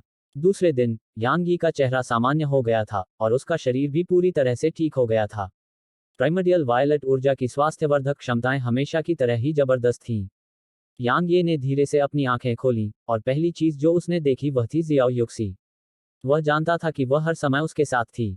जियो युक्सी ने धीरे से कहा, तुम जाग रहे हो? यांग ये ने सिर हिलाया, और फिर उसने अपना हाथ बढ़ाकर उसका हाथ थाम लिया। अगली बार ज्यादा चिंता मत करना, मैं बहुत दृढ़ निश्चयी हूं। उसने थोड़ा सिर हिलाया। ठीक है। यांग ये मुस्कुराई, तुम्हें अभी भी बोलने का शौक नहीं है? तुम्हें यह पसंद नहीं आया? उसने आगे कहा, अगर तुम्हें यह पसंद नहीं आया, तो मैं आगे से और बोलूंगी। उसने अपना सिर हिलाया, जब तक यह तुम्हारा हिस्सा है, तब तक मुझे सब कुछ पसंद है। उसने उसकी ओर देखा और फिर चुप हो गई। यांग ये ने थोड़ी देर तक उसे देखा और धीरे से बोला, युक्सी, चलो एक बच्चा पैदा करते हैं। जियाओ युक्सी थोड़ा शर्मा गई। वह स्वाभाविक रूप से समझ गई कि उन शब्दों का क्या मतलब है। इस बीच यांग ये ने अपनी सांस बर्बाद नहीं की और उसे अपनी बाहों में ले लिया। उसी समय तलवार की एक धार ने पूरे कमरे को घेर लिया। मम्मा। पूरे कमरे में धीमी कराहें गूंजने में ज्यादा समय नहीं लगा। वे कभी धीमी, कभी भारी होती, और वे एक सुखद और सुंदर धुन की तरह लगती। अध्याय 1375 जीवन और मृत्यु। जीवन में सबसे अद्भुत बात क्या थी? यह स्वाभाविक रूप से वह करना था जो आपको किसी ऐसे व्यक्ति के साथ पसंद है जिसे आप प्यार करते हैं। यांग ये वर्षों से लगातार इधर उधर घूमता रहा था, और उसने उन वर्षों में से अधिकांश समय शियाओ युक्सी और अन्य लोगों से दूर बिताया था। इसलिए यांग ये इसके लिए काफी लालची था, और उसने काफी लंबे समय तक वह काम किया जो उसे पसंद था। डॉट डॉट डॉट अगले दिन यांग ये ने धीरे से अपनी आंखें खोलीं और धीरे से बोला, मैं वास्तव में सो गया था। नींद। यह एक बहुत ही सामान्य बात थी, लेकिन यांग यी के लिए यह बिल्कुल अपरिचित बात थी। क्योंकि एक समय से वह कभी सोता ही नहीं था, जब तक कि वह बेहोश न हो जाए। वह न तो सोने की हिम्मत कर पाया और न ही उसके पास सोने का समय था। जहां तक सवाल है, समय का हर एक सेकंड अत्यंत महत्वपूर्ण था। कुछ लोग कह सकते हैं कि यह बहुत दुखद था। आखिरकार उन्होंने ऐसा जीवन जिया जिसमें उन्हें सोने का भी समय नहीं मिला। तो क्या यह दुखद नहीं था? हालांकि यांग ये ऐसा नहीं सोचते थे। उन्हें लगता था कि पुरुषों को उन वर्षों में आराम की जिंदगी नहीं चुननी चाहिए जब उन्हें कड़ी मेहनत करनी चाहिए। वह आराम कर सकते हैं और एक शांत और स्थिर जीवन जी सकते हैं।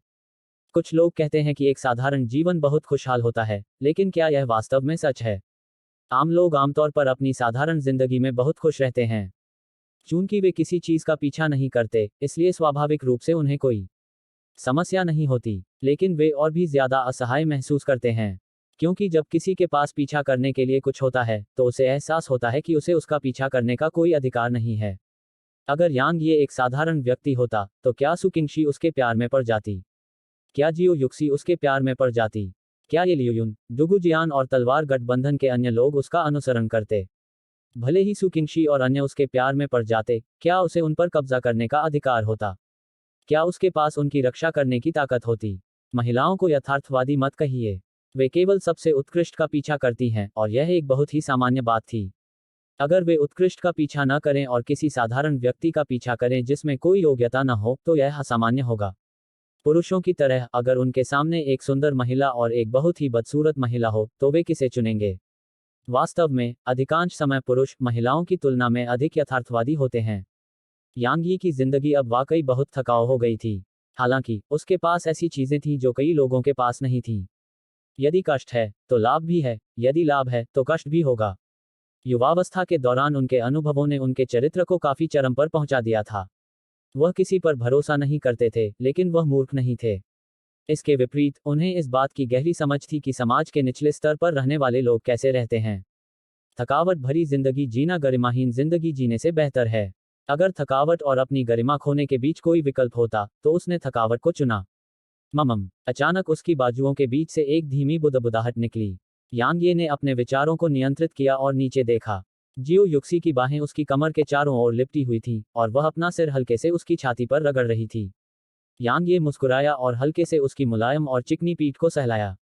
उसने उसे नहीं जगाया क्योंकि वह जानता था कि वह अकेला नहीं था, यहाँ तक कि जियाओ युक्सी ने भी शायद बहुत लंबे समय से चैन की नींद नहीं ली थी। बहुत समय बीतने के बाद अचानक उसने अपनी आंखें खोली और यांग ये की ओर देखा। यांग ये उसकी ओर देख रहा था, और जब उसने उसे जागते देखा तो वह मुस्कुराया, तुम जाग रही हो? उसने हल्के से सिर हिलाया। उसने उसके होठों पर एक हल्का सा चुंबन दिया और मुस्कुराया, तो उठो। जियाओ युक्सी ने कुछ देर तक उसे देखा और फिर बोली, मुझे थोड़ी देर और सोने दो। जैसे ही उसने बोलना समाप्त किया, उसने अचानक अपनी बाहें उसके गले में लपेट दी और उसे चूम लिया। यांग यी के पास कहने को शब्द नहीं थे। डॉट डॉट डॉट देर सुबह यांग ये और शियाओ युक्सी अंततः कमरे से बाहर निकले। एक हॉल में जियाओ बिली और जियाओ लिंग मेजबान की सीटों पर बैठे थे। यांग ये और जियाओ युक्सी उनके दाईं ओर थे, जबकि वाइट डी अकादमी के कुछ छात्र और बुजुर्ग हॉल में भरे हुए थे। छात्र यांग ये को देख रहे थे और उनकी आंखों में उत्साह की झलक थी। भले ही उन्होंने उस लड़ाई में भाग नहीं लिया था जब दुष्टगुट और 4 महान कुलों ने हमला किया था, लेकिन उन्होंने देखा था कि कैसे यांग ये ने उनके दुश्मनों का कत्लेआम किया था। वे विशेषज्ञ जिनका वे सम्मान करते थे, यांग ये के खिलाफ लड़ भी नहीं सकते थे। उनमें कोई ईर्ष्या नहीं बल्कि केवल प्रशंसा की भावना थी। आमतौर पर बहुत से लोग उन लोगों से ईर्ष्या करते हैं जो उनसे बेहतर होते हैं। हालांकि जब कोई उनसे बहुत बड़ा होता है तो वे ईर्ष्या नहीं करते। ईर्ष्या भी लक्ष्य पर निर्भर करती थी। जियाओ बिली की नज़र यांग ये पर थी और यांग ये को देखते हुए उसकी आंखों में संतुष्टि की झलक थी। यांग ये की ताकत पहले से कहीं ज्यादा थी। सौभाग्य से यांग ये अपनी ताकत में बदलाव के साथ नहीं बदला था। उदाहरण के लिए, यांग ये अभी भी उसके और जियाओ लिंग के प्रति सम्मान रखता था और वह अपने वरिष्ठों के सामने एक जूनियर की तरह व्यवहार करता था। अतीत में यह बहुत सामान्य बात थी, लेकिन अब यांग ये की ताकत इतनी ऊंचाई पर थी कि उसे उसका सम्मान करना पड़ता था। लेकिन यांग ये ने अभी भी उसके साथ एक वरिष्ठ की तरह व्यवहार किया। वह यह महसूस करने में सक्षम था कि यांग ये का उसके और जियाओ लिंग के प्रति सम्मान बिल्कुल भी नकली नहीं था। यांग ये अभी भी वही व्यक्ति था। जियाओ बियली ने अपने विचारों को रोकते हुए कहा, मुझे पाइन प्रांत से खबर मिली है कि वे आज रवाना हो गए हैं। यह बहुत तेज है, यांग ये ने कहा। उसने सोचा था कि इसमें काफी दिन लगेंगे। आखिरकार वहां इतनी सारी शक्तियां और लोग थे, इसलिए थोड़े समय में सब कुछ व्यवस्थित करना निश्चित रूप से आसान नहीं होगा। हालांकि उसे इसका कारण समझने में कुछ ही समय लगा। यू वुशुन की क्षमता ये लियुयुन के बराबर थी। वे संभवतः कल यहां पहुंच जाएंगे। जियाओ बियली ने आगे कहा, हमारी सेनाएं भी तैयार हैं। यांग ये ने सिर हिलाया, जब पाइन प्रीफेक्चर से सभी लोग यहां आ जाएंगे तो हम चले जाएंगे। जियाओ बिली ने कहा, लेकिन अर्ध संत कमजोर हैं। उनके लिए रेडियंट आयाम के बाहर जीवित रहना शायद मुश्किल होगा। यांग ये ने जवाब दिया, यह ठीक है। रेडियंट आयाम के बाहर कोई होगा जो आप सभी का स्वागत करेगा। जियाओ बियली ने पूछा, वे लोग जिन्हें आप डार्क हेल कॉन्टिनेंट से लाए हैं? यांग ये ने सिर हिलाया। उसे डर था कि कोई दुर्घटना हो सकती है, इसलिए वह आगे बढ़ गया और उनसे पहले रेडियंट आयाम में आ गया। जहां तक तलवार गठबंधन की सेनाओं का सवाल है, वे उसके पीछे पीछे चली गईं। वे सभी कल रेडियंट आयाम में पहुंच गए थे, लेकिन यांग ये ने उन्हें रेडियंट आयाम में आने और खुद को छिपाने की अनुमति नहीं दी। शून्य बादल शटल में खुद को छिपाने की क्षमता थी, इसलिए स्काई रिवर स्टेलक क्षेत्र में उनके आगमन ने अभिभावकों के गठबंधन को चिंतित नहीं किया। ऐसा क्यों किया गया, इसका कारण स्वाभाविक रूप से गार्डियंस के गठबंधन को चौंका देना था। फिर भी अब उसने अस्थायी रूप से गार्डियंस के गठबंधन से लड़ने और उन्हें पहले रेडियंट आयाम से बाहर ले जाने का फैसला नहीं किया था। कुछ लोग कहेंगे कि व्हाइट डी अकादमी और पाइन प्रीफेक्चर के विशेषज्ञ यांग ये के लिए बोझ थे। आखिरकार यांग ये की ताकत के आधार पर अगर वह उन सभी को छोड़ देता तो उसे एलायंस ऑफ गार्डियंस के बारे में चिंता करने की कोई जरूरत नहीं होती। लेकिन यांग ये ऐसा नहीं करेगा। आखिरकार प्राचीन तलवार स्कूल, ओशन ऑफ क्लाउड्स अकादमी और व्हाइट डी अकादमी ने उसे तब बोझ की तरह नहीं माना था जब वह अभी भी कमजोर था। खासतौर पर प्राचीन तलवार स्कूल और व्हाइट डी अकादमी। यहां तक जियान वुचेन ने भी यांग यी के लिए खुद को बलिदान कर दिया था। जहां तक डी अकादमी की बात है तो उसकी वजह से ही उसकी यह हालत हुई है। अब जबकि वह शक्तिशाली हो गया है, क्या वह जानवरों से भी बदतर नहीं हो जाएगा यदि वह उन्हें बोझ समझे? अपनी जड़ों को कभी मत भूलना, जियाओ बिली ने धीमी आवाज में कहा, कुछ ठीक नहीं है। 2 दिन बीत जाने के बाद भी गार्डियंस के गठबंधन ने अभी तक किसी को नहीं भेजा है। यांग ये ने उत्तर दिया, वास्तव में। जियाओ बिली बोलने ही वाला था कि सू शिहे हॉल में आया। उसने यांग यी को हल्के से सिर हिलाया और फिर जियाओ बिली को देखा। आज सुबह मार्शल संप्रदाय के सभी लोग गायब हो गए। जियाओ बियली की अभिव्यक्ति बदल गई, क्या वे नष्ट हो गए थे? सू शिहे ने अपना सिर हिलाया, नहीं, वे गायब हो गए। हाँ, अभी अभी कोई हमारी अकादमी में आया था और उसने कहा कि किसी ने उसे यहाँ कुछ भेजने का काम सौंपा है। जैसे ही उसने बोलना समाप्त किया, सू शिहे ने जियाओ बिली को एक ट्रांसमिशन तावीज दिखाया। जियाओ बिली ने भौहें से कुर्नी, एक पल के लिए गहराई से सोचा और फिर ऊर्जा की एक किरण को आगे की ओर फेंका। ट्रांसमिशन ताबीज तुरंत फट गया। उसी समय एक आवाज यहाँ प्रकट हुई, तुरंत चले जाओ। यह वू युआन की आवाज थी। चले जाओ, यांग ये ने भौहें से कुर्नी। वह क्या कहना चाह रहा है? नेदर मैडन ने मुझे भी चले जाने को कहा। आखिर क्या हो रहा है? शियाओ बियली और अन्य लोगों को भी लगा कि कुछ गड़बड़ है और वे भौंचक के रह गए, जिससे हॉल का माहौल भारी हो गया। इस बीच सू शिहे ने कहा, मार्शल संप्रदाय के अलावा कुछ अन्य शक्तियां भी गायब हो गई हैं। मैंने जांच की है और पाया है कि वे सभी साधारण नहीं हैं।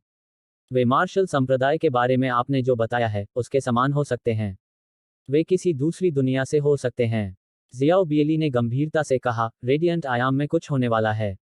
यांग ये ने सिर हिलाया और कहा, पाइन प्रीफेक्चर से समूह को एक आवाज ट्रांसमिशन भेजें। उन्हें कहें कि चाहे जो भी कीमत चुकानी पड़े वे यहाँ जल्दी आएं। इसके अलावा सभी छात्रों को हर समय तैयार रहने के लिए कहें। उनके यहाँ पहुँचते ही हम तुरंत निकल जाएंगे। रेडियंट आयाम में चाहे जो भी होने वाला हो उससे उसका कोई लेना देना नहीं होगा जब उससे जुड़े लोग चले जाएंगे। जहां तक नेदर पवेलियन की बात है तो उसे उनके बारे में बिल्कुल भी चिंता करने की जरूरत नहीं थी। उसके लिए अपनी सुरक्षा के बारे में चिंतित होना बेहतर था। मैं जाकर जरूरी व्यवस्था करूंगा। सु शिहे ने बात खत्म करते ही मुड़कर कहा और चला गया। जियाओ बियली ने हॉल से बाहर देखा, उसकी आंखों में चिंता भरी हुई थी, एक तूफान आ रहा है। यांग ये बोलने ही वाला था कि अचानक उसकी भौहें तन गईं, और फिर उसने शियाओ युक्सी को देखा और कहा, मैं एक पल के लिए बाहर जा रहा हूँ। जियो युक्सी ने उसकी ओर देखा और सिर हिलाया। यांग ये ने जियाओ बियली को हल्का सा सिर हिलाया और फिर वह हॉल से गायब हो गया। हॉल के बाहर आकाश में नेदर मैडन यांग ये के सामने खड़ी थी। उसने भौहें सिकोड़कर पूछा, तुम अभी तक क्यों नहीं गए? यांग ये ने जवाब दिया, वे अभी तक यहाँ नहीं आए हैं। हम कल या परसों निकल सकेंगे। नेदर मैडन एक क्षण के लिए चुप रही, फिर उसने कहा, आप उन्हें त्याग नहीं सकते। यांग ये ने अपना सिर हिलाया। तो इसे जल्द से जल्द करो। जैसे ही उसने बोलना समाप्त किया, नेदर मैडन जाने वाली थी, लेकिन यांग ये ने उसे रोक दिया था। यांग ये ने उसकी आंखों में देखा और पूछा, क्या तुम सच में मुझे कारण नहीं बता सकती? अगर तुम सच में नहीं बता सकती तो मैं तुम्हें मजबूर नहीं करूंगा। नेदर मैडन चुप रही। कुछ देर बीतने के बाद भी वह एक शब्द भी नहीं बोली। इस बीच यांग ये ने कहा, चूंकि तुम मुझे बताना नहीं चाहती तो भूल जाओ। वह जानता था कि अगर वह कर सकती तो उसे जरूर बताती, लेकिन चूंकि उसने कुछ नहीं कहा तो निश्चित रूप से कोई कारण था कि उसने उसे बताने से इनकार कर दिया। अचानक नेदर मैडन ने आसमान की ओर देखा। काफी समय बीतने के बाद उसकी निगाहें धीरे धीरे बर्फीली ठंडी हो गईं। टकराना। नेदर मैडन बोलने ही वाली थी कि तभी आसमान में एक बड़ी दरार दिखाई दी, और फिर उसके भीतर से गरजती हुई हंसी गूंजी, मैंने सुना है कि नेदर पवेलियन के हॉल मास्टर्स बेजोड़ हैं। मैं, ये जुनहुआन, केवल औसत दर्जे की योग्यता रखती हूँ, इसलिए मैं आप सभी से मार्गदर्शन लेना चाहती हूँ। बेशक, हम विजेता और जीवन और मृत्यु का फैसला करेंगे। ये जुनहुआन रेडियंट डायमेंशन की मार्शल रैंकिंग में तीसरे स्थान पर और ड्रैगन रैंकिंग में 26वें स्थान पर। नेदर मैडन ने कुछ देर तक आसमान की ओर देखा और फिर आगे कहा, उन्होंने कार्रवाई शुरू कर दी है। अध्याय 1376, मुझे देखने दो कि मुझे कौन रोक सकता है। वह नेदर पवेलियन को चुनौती दे रहा है। यांग ये की आंखें थोड़ी सिकुड़ गईं। चूंकि उसने नेदर पवेलियन को चुनौती देने की हिम्मत की थी, इसलिए वह या तो मूर्ख था या बहुत शक्तिशाली। इसके अलावा नेदर मैडन के हाव भाव के आधार पर यांग ये जानता था कि वह निश्चित रूप से मूर्ख नहीं था। इसके अलावा मार्शल रैंकिंग में तीसरे स्थान पर रहने वाला कोई व्यक्ति मूर्ख कैसे हो सकता है? मार्शल रैंकिंग ड्रैगन रैंकिंग नहीं थी, लेकिन यह बहुत आधिकारिक थी। चाहे वह सेबर मोनाक हो, ये लिंगफेंग हो या ये लेंगक्सी, उनकी दोनों ताकतें वास्तव में खराब नहीं थीं। बेशक, वह अपनी वर्तमान ताकत के आधार पर उनकी पिछली ताकत का आकलन नहीं कर रहा था। आखिरकार, तब भी, उसने यह गारंटी देने की हिम्मत नहीं की कि वह उन्हें हरा सकता है। इसके अलावा, वह व्यक्ति ड्रैगन रैंकिंग में 26वें स्थान पर था। 26वां। भले ही यह सिर्फ 26वां स्थान था, लेकिन ड्रैगन रैंकिंग मार्शल रैंकिंग नहीं थी। ड्रैगन रैंकिंग में पूरे ब्रह्मांड से युवा पीढ़ी के प्रतिभाशाली लोग शामिल थे। इसलिए, अरबों लोगों के बीच शीर्ष 26वें स्थान पाने की उनकी क्षमता का वर्णन करने के लिए भयानक शब्द भी पर्याप्त नहीं था। नेदर मैडन ने आक्रमण नहीं किया क्योंकि वहां कोई और भी गया हुआ था। यह वह महिला थी जो सुअर पर सवार थी। यांग ये ने नेदर मैडन को देखा और पूछा, क्या कोई तुम सभी को कुचलने का इरादा रखता है? नेदर मैडन चुप रही। यांग ये उसके पास गया और उसकी आंखों में देखा, अगर मैं गलत नहीं हूं, तो आपने मुझे बताने से इनकार कर दिया और मुझे जल्द से जल्द जाने के लिए कहा क्योंकि आप नहीं चाहती कि मैं इसमें हस्तक्षेप करूं, है ना? नेदर मैडन ने कुछ देर तक उसे देखा और कहा, हम जो सामना करने जा रहे हैं वह आपकी कल्पना से परे है, और यह ऐसा कुछ नहीं है जिसमें आप हस्तक्षेप कर सकें। समझे? यह बहुत दुखदाई है। यांग ये ने आगे कहा, मुझे लगता है कि मेरी वर्तमान ताकत वास्तव में बुरी नहीं है। उसने अपना सिर हिलाया और कहा, तुम इस मामले के बारे में कुछ नहीं जानते। मेरी बात सुनो और अपनी ताकतों को रेडियंट आयाम से बाहर निकालो। अपनी प्राकृतिक प्रतिभा के आधार पर भविष्य में एक अद्वितीय विशेषज्ञ बनना बिल्कुल सरल बात है। यांग ये ने लंबे समय तक नेदर मैडन को देखा और कहा, नेदर मैडन, याद करो कि जब मैं मुसीबत में थी, तब तुमने मेरी मदद करने से पहले कुछ नहीं कहा था। मुझे लगता है कि यही दोस्ती है। अब तुमने मुसीबत का सामना किया है, फिर भी तुम चाहती हो कि मैं चला जाऊं। मुझे बताओ, क्या तुम्हें लगता है कि मैं चला जाऊंगा? क्या तुम? वह नेदर पवेलियन के कई हॉल मास्टर्स से मिल चुका था, लेकिन उसे अभी भी इसकी ताकत का अंदाजा नहीं था और उसने कभी इसके बारे में नहीं पूछा था। यह अभी भी उसके लिए एक रहस्यमयी शक्ति थी। हालांकि उसने फिर भी नेदर पवेलियन के पक्ष में खड़ा होना चुना था। यह किसी और के लिए नहीं बल्कि इसलिए था क्योंकि नेदर मैडन उसमें थी और ब्लाइंड मैडन भी। इसके अलावा नेदर पवेलियन ने अतीत में उसकी मदद की थी। अंततः वह यांग ही एक ऐसा व्यक्ति था जो उन लोगों को कभी नहीं भूलेगा जिन्होंने उसके साथ गलत किया था, और इसी प्रकार वह उन लोगों को भी नहीं भूलेगा जिन्होंने उसकी मदद की थी। उसने शत्रुता का बदला लिया और दया का बदला चुकाया। नेदर मैडन ने उसे देखा और कहा, ये बड़ी दुनिया के विशेषज्ञ हैं जो हमें निशाना बना रहे हैं। समझे? बड़ी दुनिया। यांग ये की आंखें थोड़ी सिकुड़ गईं। वह स्वाभाविक रूप से इसके बारे में जानता था। आखिरकार मो शियाओलिंग वहां से था। इसके अलावा जियान वूजी भी वहां गया था। लेकिन जियान वूजी को भी बड़ी दुनिया में केवल साधारण माना जा सकता था, इसलिए वह कल्पना कर सकता था कि यह कितना भयानक था। यांग ये ने उम्मीद नहीं की थी कि यह बड़ी दुनिया के विशेषज्ञ थे जो नेदर पवेलियन को निशाना बना रहे थे। इस बीच नेदर मैडन ने कहा, इसके अलावा यह मेरे नेदर पवेलियन का मामला है, इसलिए हम इसे खुद ही निपटा लेंगे। आप। यांग ये ने अपना सिर हिलाया और नेदर मैडन को टोकते हुए कहा, नेदर मैडन, मैं जानता हूं कि तुम्हारे इरादे अच्छे हैं और तुम मेरे हित के बारे में सोच रही हो। हालांकि तुम मेरे स्वभाव को अच्छी तरह जानती हो, इसलिए ऐसी बातें मत कहो। ठीक है। वह उसे बहुत देर तक देखती रही और बोली, तुम अपना विचार बदल दोगे क्योंकि यह तुम्हारी क्षमता से परे है। शायद। यांग ये ने हंसते हुए कहा, वे हमला क्यों कर रहे हैं? तुम्हें बहुत जल्द पता चल जाएगा। जैसे ही उसने बोलना समाप्त किया, वह पलटी और वहीं गायब हो गई। यांग ये चुप हो गई। जाहिर है, नेदर मैडन निश्चित रूप से परेशानी में थी। नेदर मैडन की अभिव्यक्ति और रवैये के आधार पर यह निश्चित रूप से एक छोटी समस्या नहीं थी। यांग ये ने आसमान की ओर देखा। इस समय सुअर की सवारी करने वाली युवती ये जुनहुआन के साथ युद्ध में थी। यांग ये ने कुछ देर तक देखने के बाद अपना सिर हिलाया। अचानक आसमान में एक तीखी चीख गूंजी और फिर एक आकृति अंतरिक्ष की गहराइयों में उड़ गई। पलक झपकते ही वह आकृति उसकी नजरों से ओझल हो गई। वह भाग गया। ये जुनहुआन भाग गया था। सुअर की सवारी करने वाली युवती ने अपनी मुट्ठी में लोहे का हथौड़ा थामे आसमान की ओर देखा और उसके मुंह के कोनों पर तिरस्कार की एक झलक थी। उसके बाद उसकी आकृति चमकी और आसमान से गायब हो गई। यांग ये थोड़ी देर के लिए चुप हो गया और फिर वह हॉल में लौट आया। जियाओ बियली ने पूछा, क्या हो रहा है? यांग ये ने अपना सिर हिलाया, मुझे सटीक विवरण नहीं पता, लेकिन नेदर पवेलियन मुश्किल में पड़ सकता है। उसने जियाओ बिली को देखा और कहा, आप सभी और पाइन प्रांत के अन्य लोगों को जल्द से जल्द यहाँ से चले जाना चाहिए। डीन जियाओ, कृपया आंटी जियाओ के साथ उन्हें लेने के लिए जाएं। एक बार जब वे सभी रेडियंट आयाम से चले गए तो उसे किसी बात की चिंता नहीं होगी, अन्यथा उसके हाथ बंधे होंगे। दरअसल उसे रेडियंट आयाम में शून्य बादल शटल न लाने का पछतावा था। अगर यह यहाँ होता तो सभी को इकट्ठा करना बहुत तेजी से होता। दुर्भाग्य से इसका इस्तेमाल लिन कियान और अन्य लोग कर रहे थे। जियो बियली ने सिर हिलाया और फिर वह तुरंत जियो लिंग के साथ गायब हो गया। उनके जाने के बाद यांग ये ने सुशिहे को देखा और कहा, बड़े सू, सबको तैयार कर लो, हम तुरंत निकल रहे हैं। सुशिहे ने सिर हिलाया और कहा, कुछ लोग जाने को तैयार नहीं हैं। यांग ये एक पल के लिए चुप हो गई और बोली, जो लोग जाने को तैयार हैं उन्हें ले आओ। जो लोग जाने को तैयार नहीं हैं, वे जैसा चाहें वैसा कर सकते हैं। समझ गया। सुशिहे ने सिर हिलाया और चला गया। यहाँ के छात्रों और बुजुर्गों को जाने में ज्यादा समय नहीं लगा और केवल यांग ये और शियाओ युशी ही बचे। जियाओ युक्सी ने पूछा, आप नीदरलैंड मंडप की मदद करेंगे, है ना? यांग ये ने जवाब दिया, वास्तव में उन्हें मेरी मदद की भी जरूरत नहीं होगी। नेदर पवेलियन के हॉल मास्टर्स बहुत ताकतवर थे और उनके पास ब्लाइंड मैडन भी था। ब्लाइंड मैडन बहुत ताकतवर और भयानक था। जैसा कि नेदर मैडन ने कहा था, अगर वे भी इससे नहीं निपट सकते तो उसकी मौजूदगी से कोई फर्क नहीं पड़ेगा। हालांकि उन्होंने फिर भी वहीं रुकने और देखते रहने का निर्णय लिया कि क्या होता है।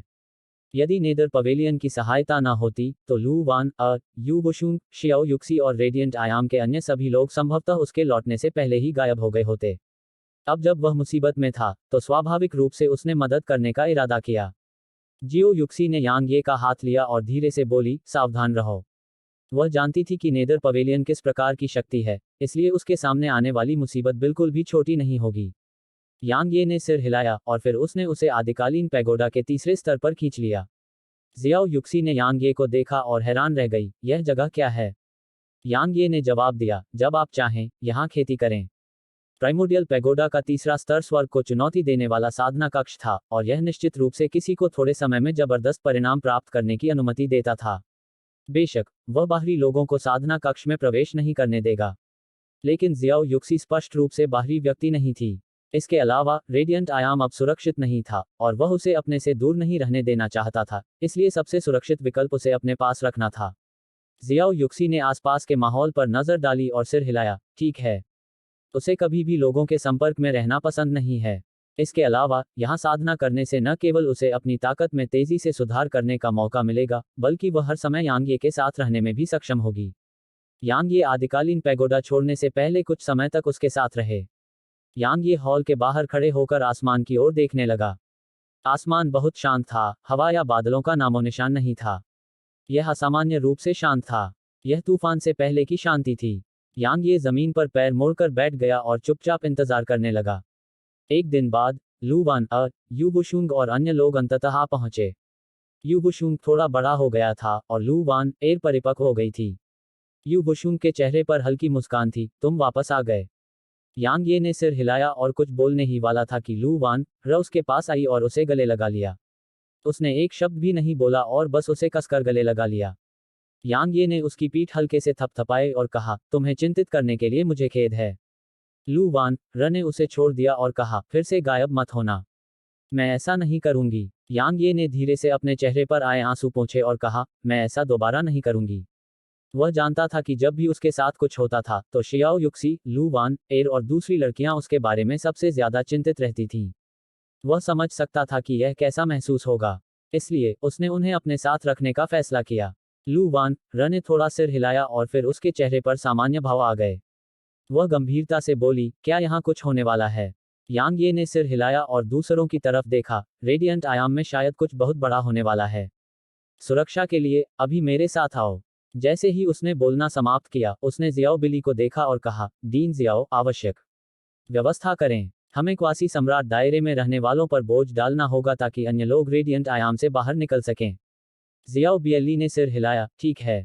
यांग ये ने सिर हिलाया और फिर उसने आसमान की ओर देखा। सभी लोग मेरे साथ आओ। जैसे ही उसने बोलना समाप्त किया, यांग ये एक प्रकाश की किरण में परिवर्तित हो गया जो आकाश की ओर उड़ गई। अनगिनत लोग तुरंत हवा में उछल पड़े और यांग यी के पीछे पीछे चलने लगे। उनमें से बहुत से नहीं थे, लेकिन कुछ भी नहीं थे। लगभग 10,000 थे। रेडियंट आयाम बस एक छोटी सी दुनिया थी और स्वर्ग की आंख दाव यहाँ मौजूद थी। इसलिए यहाँ आगे बढ़ना बेहद मुश्किल था। इस प्रकार अर्धसंत क्षेत्र या उससे ऊपर के स्तर पर बहुत अधिक लोग नहीं थे।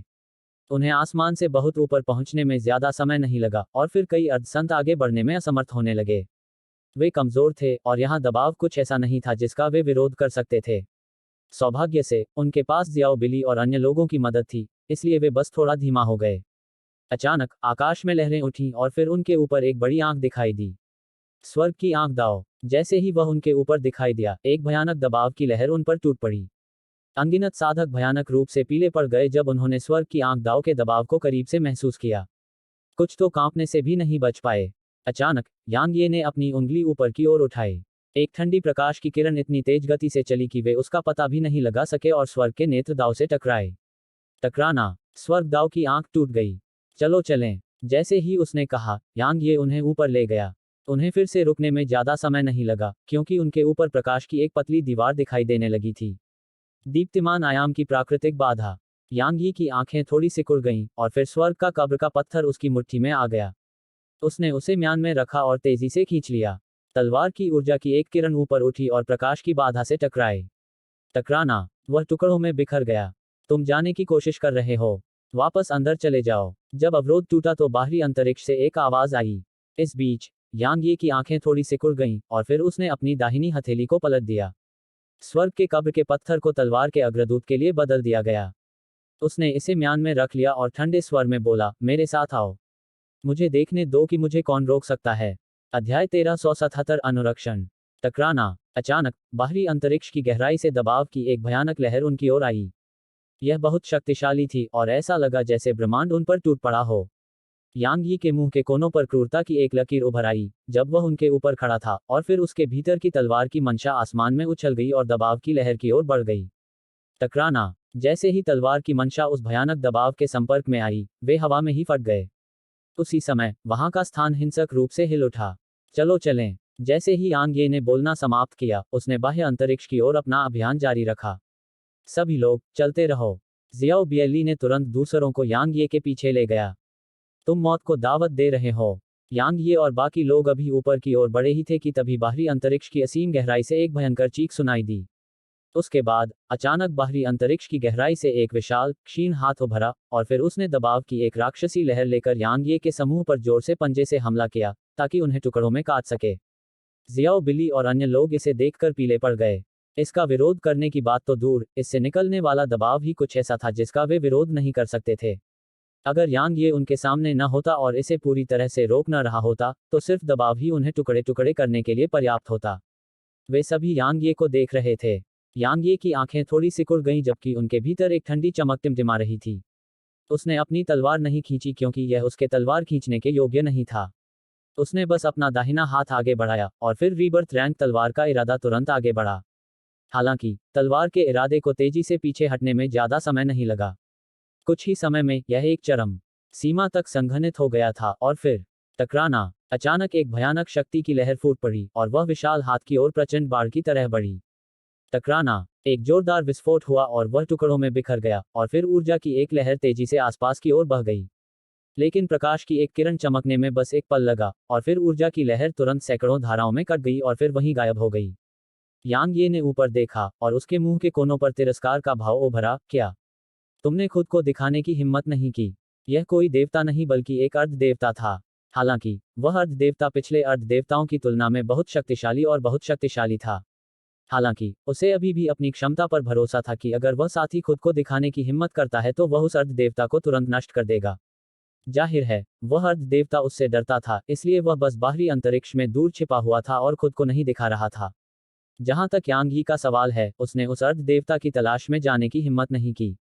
उसे उस आदमी से डर नहीं था, उसे अपने पीछे के लोगों की चिंता थी। अगर वह चला गया और कोई दूसरा विशेषज्ञ उन पर हमला कर दे, तो क्या वे नष्ट हो जाएंगे? उस अर्ध देवता की ओर से कोई उत्तर नहीं आया। यांग ये ने ठंडी हंसी हंसते हुए कहा, चलो जारी रखते हैं। जैसे ही उन्होंने बोलना समाप्त किया, यांग ये ने उन्हें आगे ले जाना जारी रखा।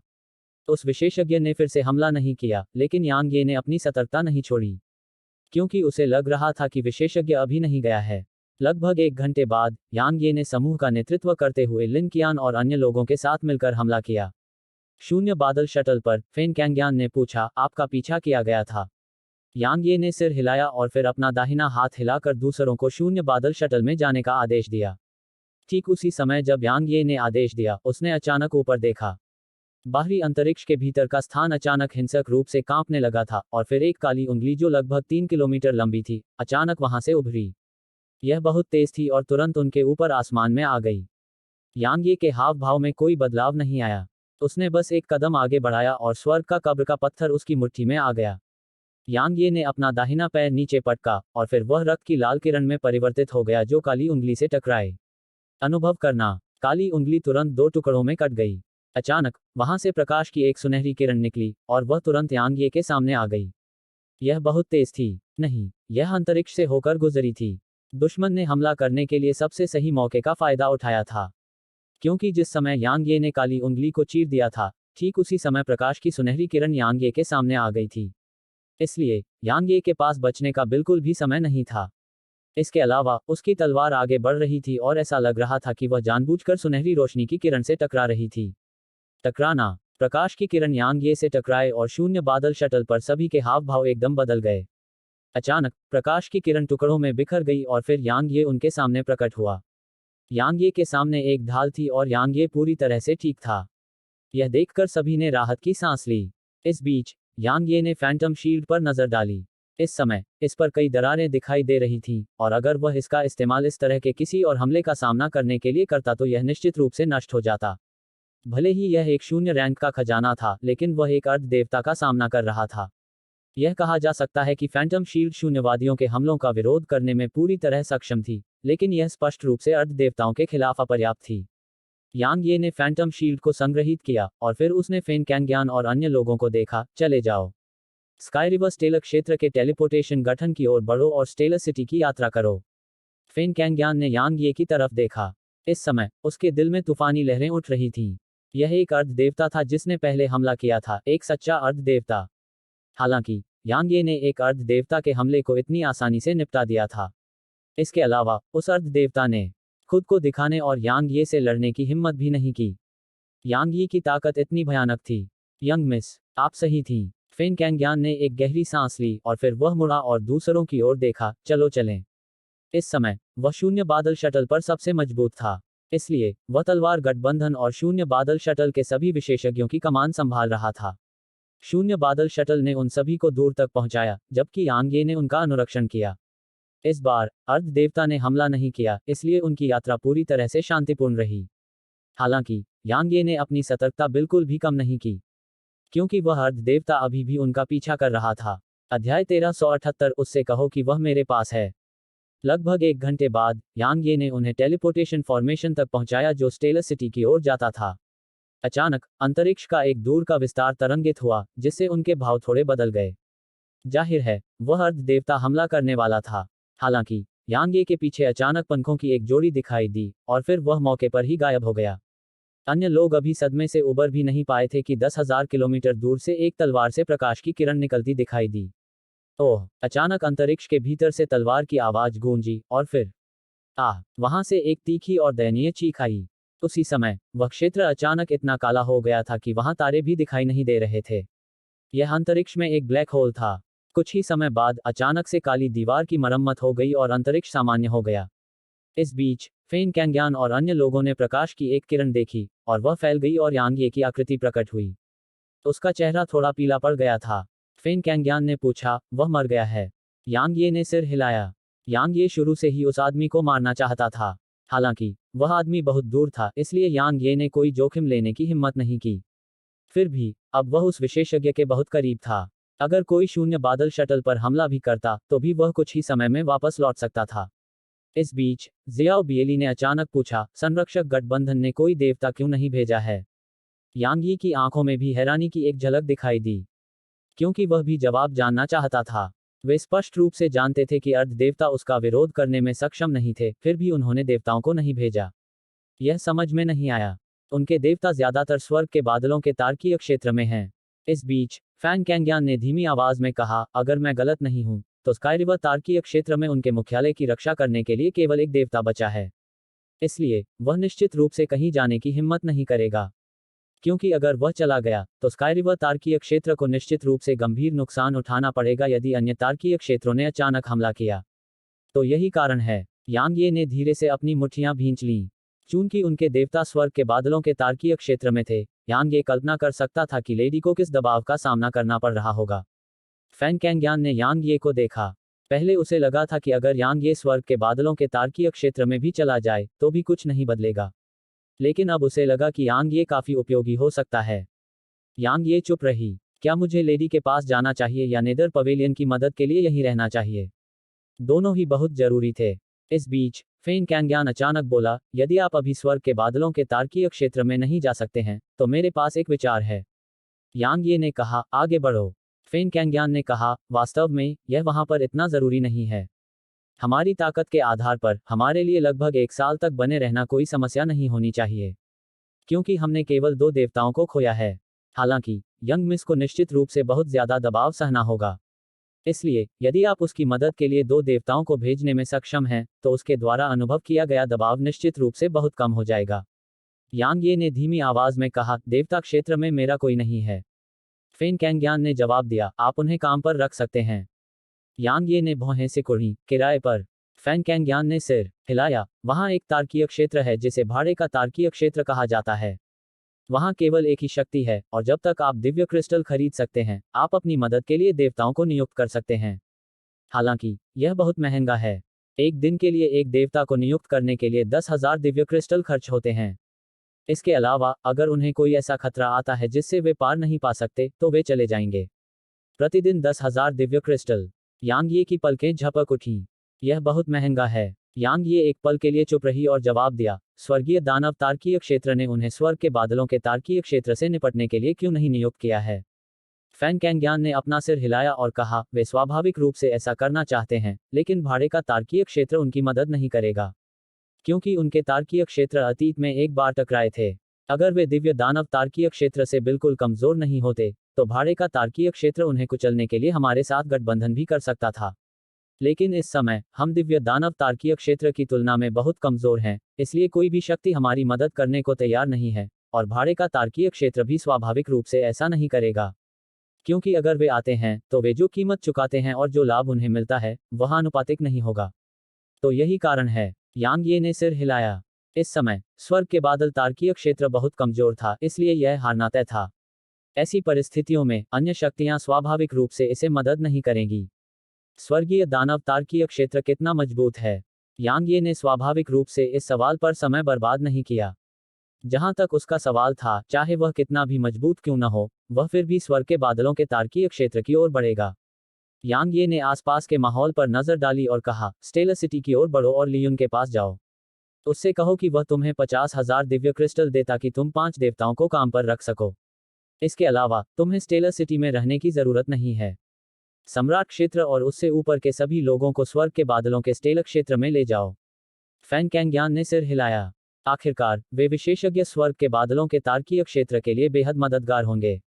यांग ये ने जियाओ बिली को देखा और कहा, दीन जियाओ, एक बार जब आप स्टेलर सिटी पहुंच जाएं, तो ये लियुन के साथ मिलकर काम करने की कोशिश करें। वह एक ऐसी इंसान है जिस पर आप भरोसा कर सकते हैं। जियाओ बियली ने सिर हिलाया, ठीक है, मैं करूंगा। सावधान रहना। यांग ये ने थोड़ा सिर हिलाया और फिर उसने फैन कैंग्यान को देखा, अब जाओ। फैन कैंग्यान ने अपनी सांस बर्बाद नहीं की और उन्हें दूर ले जाने वाला था। इस बीच यांग ये ने अचानक कहा, उसे चिंता न करने और बहुत दबाव महसूस न करने के लिए कहो। अब वह मेरे पास है। फैन कैंग्यान ने यांग ये की तरफ देखा। हालांकि उसे अभी भी लगा कि यांग ये काफी घमंडी है, फिर भी उसने कुछ नहीं कहा। उसने सिर्फ सिर हिलाया और दूसरों को टेलीपोर्टेशन फॉर्मेशन में ले गया। उन्हें तारों की रोशनी में लिपटने और गलियारे के भीतर गायब होने में अधिक समय नहीं लगा। थोड़ी देर बाद यांग ये बस जाने ही वाला था कि तभी टेलीपोर्टेशन संरचना हिंसक रूप से कांपने लगी और फिर एक आदमी उसके भीतर से बाहर आया। वह आदमी ज्यादा बूढ़ा नहीं था और 30 साल से कम उम्र का लग रहा था। उसने लिनेन का लबादा पहना हुआ था, अपने हाथ पीठ के पीछे बांधे हुए थे और उसकी आंखों में घबराहट देखी जा सकती थी। उसकी कमर से लगभग 1 मीटर लंबी कृपाण लटक रही थी। यांग यी की आंखें थोड़ी सिकुड़ गईं और उसकी आंखों में गंभीरता और सतर्कता का भाव था, क्योंकि वह उस आदमी की साधना को नहीं देख पा रहा था। आदमी ने आसपास के माहौल पर नजर डाली। आखिर में उसकी नजर यांग ये पर पड़ी। मैं बहुत लंबे समय से वापस नहीं आया हूं और रास्ता भूल गया हूं। मैं रेडियंट आयाम तक कैसे पहुंचूं? यांग ये ने उसकी ओर देखा और फिर दाईं ओर इशारा किया। वह रेडियंट आयाम का रास्ता था। आदमी ने थोड़ा सिर हिलाया और अपनी कलाई घुमाई, जिससे उसके आसपास की जगह थोड़ी मुड़ गई। लेकिन वहां की जगह को सामान्य होने में ज्यादा समय नहीं लगा और फिर उसने कहा, यांग ये रेडियंट डायमेंशन में है न? यांग ये की आंखें थोड़ी सिकुड़ गईं, तुम यांग ये को ढूंढ रहे हो? आदमी ने सिर हिलाया, किसी ने मुझसे उसका सिर काटने को कहा है। हाँ, मुझे नेदर पवेलियन की उन महिलाओं का सिर भी काटने को कहा गया है। तो इसीलिए तुम यहाँ हो? यांग ये ने सिर हिलाया, यांग ये अभी अभी गया है। ठीक है, वह उसी तरफ गया है। यांग ये ने दूसरी दिशा की ओर इशारा किया। उस तरफ। आदमी ने भौहें सिकोड़ी और उस दिशा में देखा। अचानक यांग ये ने अपनी तलवार खींची और उसे घुमाया। अध्याय 1379 सब कुछ नष्ट करना। यांग ये स्वाभाविक रूप से नहीं जानता था कि वह कौन था, नहीं वह जानना चाहता था कि वह आदमी कौन था। इसके अलावा उसका यह पता लगाने का कोई इरादा नहीं था कि वह आदमी उसे और नेदर पवेलियन के अन्य लोगों को क्यों मारना चाहता था। वह तो बस इतना जानता था कि वह आदमी उसे मारने आया है। चूंकि वह उसे मारने के लिए यहाँ आया था, इसलिए यांग ये ने स्वाभाविक रूप से आश्चर्य का लाभ उठाने और अपने प्रतिद्वंद्वी पर हमला करने का इरादा किया। यह हेवनरेंट का असली रूप नहीं था। उसने इसे सिर्फ एक बार अंजाम दिया था, इसलिए उसकी गहन ऊर्जा और शारीरिक शक्ति अभी तक पूरी तरह से ठीक नहीं हुई थी। इसलिए स्वाभाविक रूप से उसने हेवनरेंट के असली रूप को फिर से जल्दबाजी में अंजाम देने की हिम्मत नहीं की। इस वजह से उसने अब हेवनरेंट को अंजाम देने के लिए हेवन के ग्रेवस्टोन का इस्तेमाल किया था। वह आदमी यांग ये के बहुत करीब था। इसके अलावा यांग ये ने एक आश्चर्यजनक हमला किया था और वह यांग ये द्वारा विचलित हो गया था, इसलिए उसने केवल तभी प्रतिक्रिया की जब यांग ये का हमला उसके सिर के ऊपर था। टकराना। उसके भीतर से प्रकाश की एक किरण फूट पड़ी और फिर स्वर्ग की समाधि का पत्थर यांग यी की मुट्ठी में हिंसक रूप से हिल गया, जबकि वह व्यक्ति 300 मीटर दूर धकेल दिया गया। वह आदमी वहां खड़ा था और उसके चेहरे पर बहुत ही उदास भाव था। उसके माथे पर लगभग 10 सेमी तक खून का निशान था। अगर वह थोड़ा और धीरे होता तो उसका सिर कट जाता। पुनर्जन्म रैंक तलवार इरादा। आदमी यांग ये पर स्थिर रूप से घूर रहा था। आप यांग ये हैं?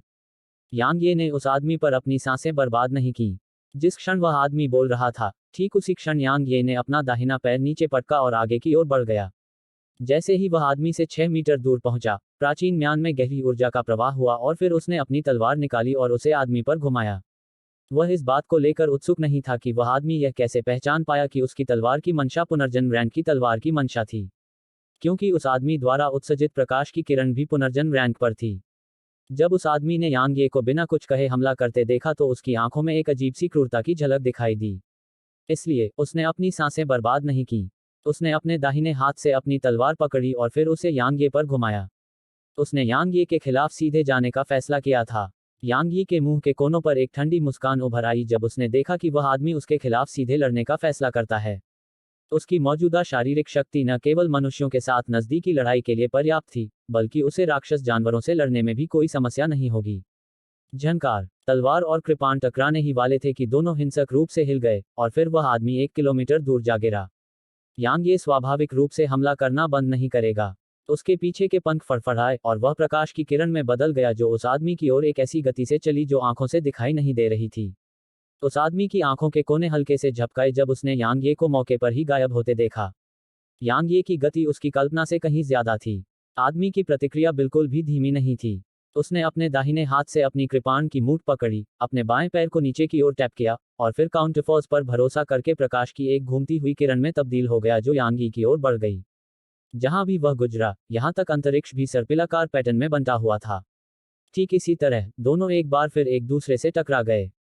टकराना, जैसे ही वे एक दूसरे के संपर्क में आए, उनके आसपास का स्थान हिंसक रूप से हिल गया और फट गया। उसके बाद वे उड़ गए और लगभग 300 मीटर दूर उड़ने के बाद वे एक साथ रुक गए।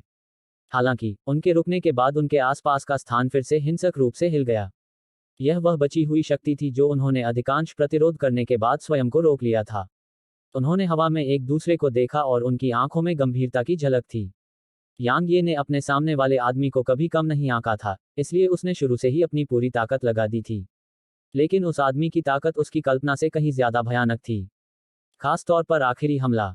अगर उसका शरीर बहुत मजबूत नहीं होता तो उसे टक्कर से जरूर भारी चोटें लगती।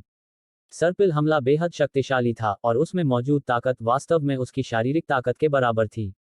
वह आदमी यांग यी को घूरता रहा और बोला, कोई आश्चर्य नहीं कि तुम्हारे सिर की इतनी कीमत लगाई गई। तुम्हारी ताकत नेदर पवेलियन के उन राक्षसी प्रतिभाशाली लोगों से कम नहीं है। तुम। इस बिंदु तक बोलते समय उस आदमी की आवाज अचानक बंद हो गई क्योंकि यांग ये मौके पर ही गायब हो गया था। उसी समय प्रकाश की एक किरण अंतरिक्ष को चीरती हुई उस पर वार करती हुई आई। यांग यी को युद्ध में अपने विरोधियों पर अपनी सांस बर्बाद करने का कभी शौक नहीं था। यह एक युद्ध था, एक ऐसा युद्ध जो जीवन और मृत्यु का फैसला करता है। इतनी बातें करने का क्या मतलब था? उसे लगा कि यह अर्थहीन और बिल्कुल व्यर्थ है। आखिरकार यह सिर्फ समय की बर्बादी थी। एकमात्र सार्थक बात यह थी कि अंत में कौन जीवित रहता है। यांग ये को इतना दबंग अंदाज में पेश आते देख उस आदमी का चेहरा क्रूर हो गया। उसने अपनी सांसें बर्बाद करना बंद कर दिया और अपनी तलवार यांग ये की दिशा में घुमा दी। अनुभव करना। कृपाण ऊर्जा की एक सर्पिलाकार किरण आगे की ओर उछली और उसने अपने सामने के स्थान को चीर डाला। यांग ये की आंखें थोड़ी सिकुड़ गईं और वह सीधे सर्पिल कृपाण ऊर्जा को देखने की हिम्मत नहीं कर सका। उसने तुरंत स्वर्ग के कब्र के पत्थर को प्राचीन म्यान में डाल दिया, उसे तेजी से खींचा और आगे की ओर घुमाया। टकराना। सर्पिल कृपाण ऊर्जा टुकड़ों में कट गई और यांग ये की आकृति बिल्कुल भी धीमी नहीं हुई क्योंकि वह प्रकाश की किरण में बदल गया जो तुरंत उस आदमी के सामने आ गई। उसके बाद उसने अपनी तलवार म्यान में रखी और उसे फिर से खींच लिया। उस आदमी की आंखें थोड़ी सिकुड़ गईं। उसने अपने दाएं पैर को थोड़ा पीछे की ओर घुमाया और अपनी तलवार को दोनों हाथों में थाम लिया और फिर उसने अपनी तलवार को तेजी से ऊपर की ओर घुमाया जब यांग ये उससे सिर्फ 10 सेंटीमीटर दूर था। झंकार। जैसे ही तलवार और कृपाण एक दूसरे से टकराए, उनके आसपास की जगह हिंसक रूप से हिल गई और वह आदमी तेजी से जमीन पर गिर गया। यांग ये ने रुका नहीं और अपनी गति बढ़ा दी, जिससे उसकी तलवार उस आदमी की कृपाण पर दब गई। वे दोनों तेजी से जमीन की ओर गिर पड़े और यांग ये की तलवार के दबाव से उस आदमी की तलवार टूटने लगी। वह आदमी यांग ये को घूरता रहा। इस समय वह यांग ये की ताकत से दबा हुआ था और वह खुद को बिल्कुल भी छुड़ा नहीं पा रहा था। इसके अलावा उस पर दबाव पड़ने से उसकी तलवार में दरारें पड़ गई थीं। जाहिर है उसकी तलवार के टुकड़े टुकड़े होने में ज्यादा समय नहीं लगेगा और यही वह क्षण होगा जब उसकी जान चली जाएगी। इस बिंदु तक सोचते हुए उस आदमी की आंखों में संकल्प की एक झलक दिखाई दी। उसने अचानक अपनी ताकत को फैलाया और अपने शरीर को थोड़ा सा एक तरफ कर लिया। जिस क्षण उस व्यक्ति ने अपनी ताकत बिखेरी, यांग ये की तलवार से उसकी कृपाण तुरंत चकनाचूर हो गई और तलवार नीचे की ओर चली गई। हालांकि चूंकि वह व्यक्ति थोड़ा सा बगल की ओर खिसक गया था, इसलिए यांग ये की तलवार उस व्यक्ति के सिर में नहीं लगी, बल्कि उसके बाएं कंधे में लगी। अनुभव करना, उसका पूरा हाथ हवा में उड़ गया और उसके साथ खून की एक धार भी बह निकली। इस बीच उस आदमी ने तुरंत अपनी दाहिनी हथेली से कृपाण का आकार बनाया और उसे यांगी के पेट पर वार कर दिया। अनुभव करना, कृपाण की एक किरण सीधे यांगी के पेट में जा लगी। एक पल में ही दोनों की गति रुक। इस समय वे एक दूसरे से करीब 1 किलोमीटर दूर थे। यांगी के पेट पर तलवार की चोट थी। उसमें से खून बह रहा था, लेकिन खून की मात्रा धीरे धीरे कम हो रही थी। इस बीच आदमी का बायां हाथ गायब हो गया था। उसमें से भी खून बह रहा था, लेकिन मात्रा लगातार बढ़ रही थी। यांग ने अपने पेट पर नजर डाली। कहने की जरूरत नहीं कि वह उस आदमी की ताकत और दृढ़ संकल्प की वाकई प्रशंसा करता था। आखिरकार उस आदमी ने ऐसी परिस्थितियों में और कुछ ही समय में ऐसा फैसला किया था। ऐसी मानसिक शक्ति और साहस बिल्कुल असाधारण था। जाहिर है, वह व्यक्ति निश्चित रूप से ऐसा व्यक्ति था जिसने अनगिनत लड़ाइयों का अनुभव किया था।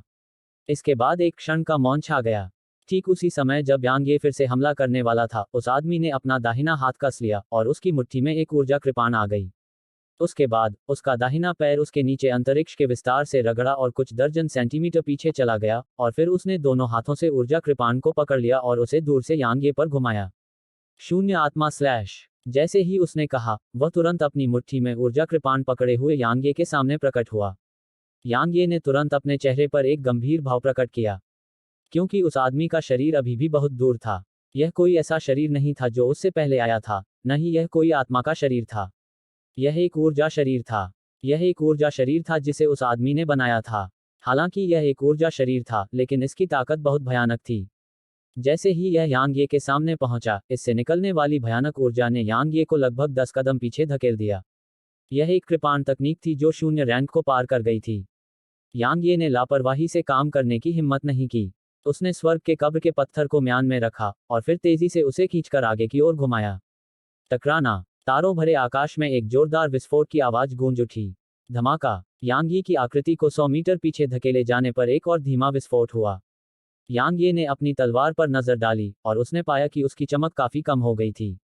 स्लैश। अचानक आदमी की आवाज फिर से गूंजी और फिर ऊर्जा शरीर प्रकाश की किरण में बदल गया जो यांग के सामने प्रकट हुआ। इसके अलावा इसके पीछे 6 अन्य ऊर्जा निकाय थे। यांग की आंखें थोड़ी सिकुड़ गईं। उसने इस बार अपनी तलवार खींचने का विकल्प नहीं चुना और इसके बजाय उसने अपनी आंखें बंद कर लीं। उसके बाद रहस्यमय ऊर्जा की एक लहर यहां प्रकट हुई। तलवार डोमेन। जैसे ही तलवार का क्षेत्र प्रकट हुआ, यांग उन ऊर्जा निकायों के हर एक विवरण को स्पष्ट रूप से महसूस कर सकता था।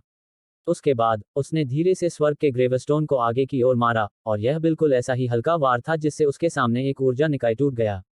उसके बाद उसने फिर से वार किया। यहाँ एक अजीब दृश्य दिखाई दिया। यांग द्वारा किया गया हर एक वार ऊर्जा शरीर को गायब कर देता था। इस समय ऊर्जा शरीर बुलबुले की तरह थे जिन्हें आसानी से खोला जा सकता था। कुछ ही सांसों में सभी ऊर्जा शरीर लुप्त हो गए।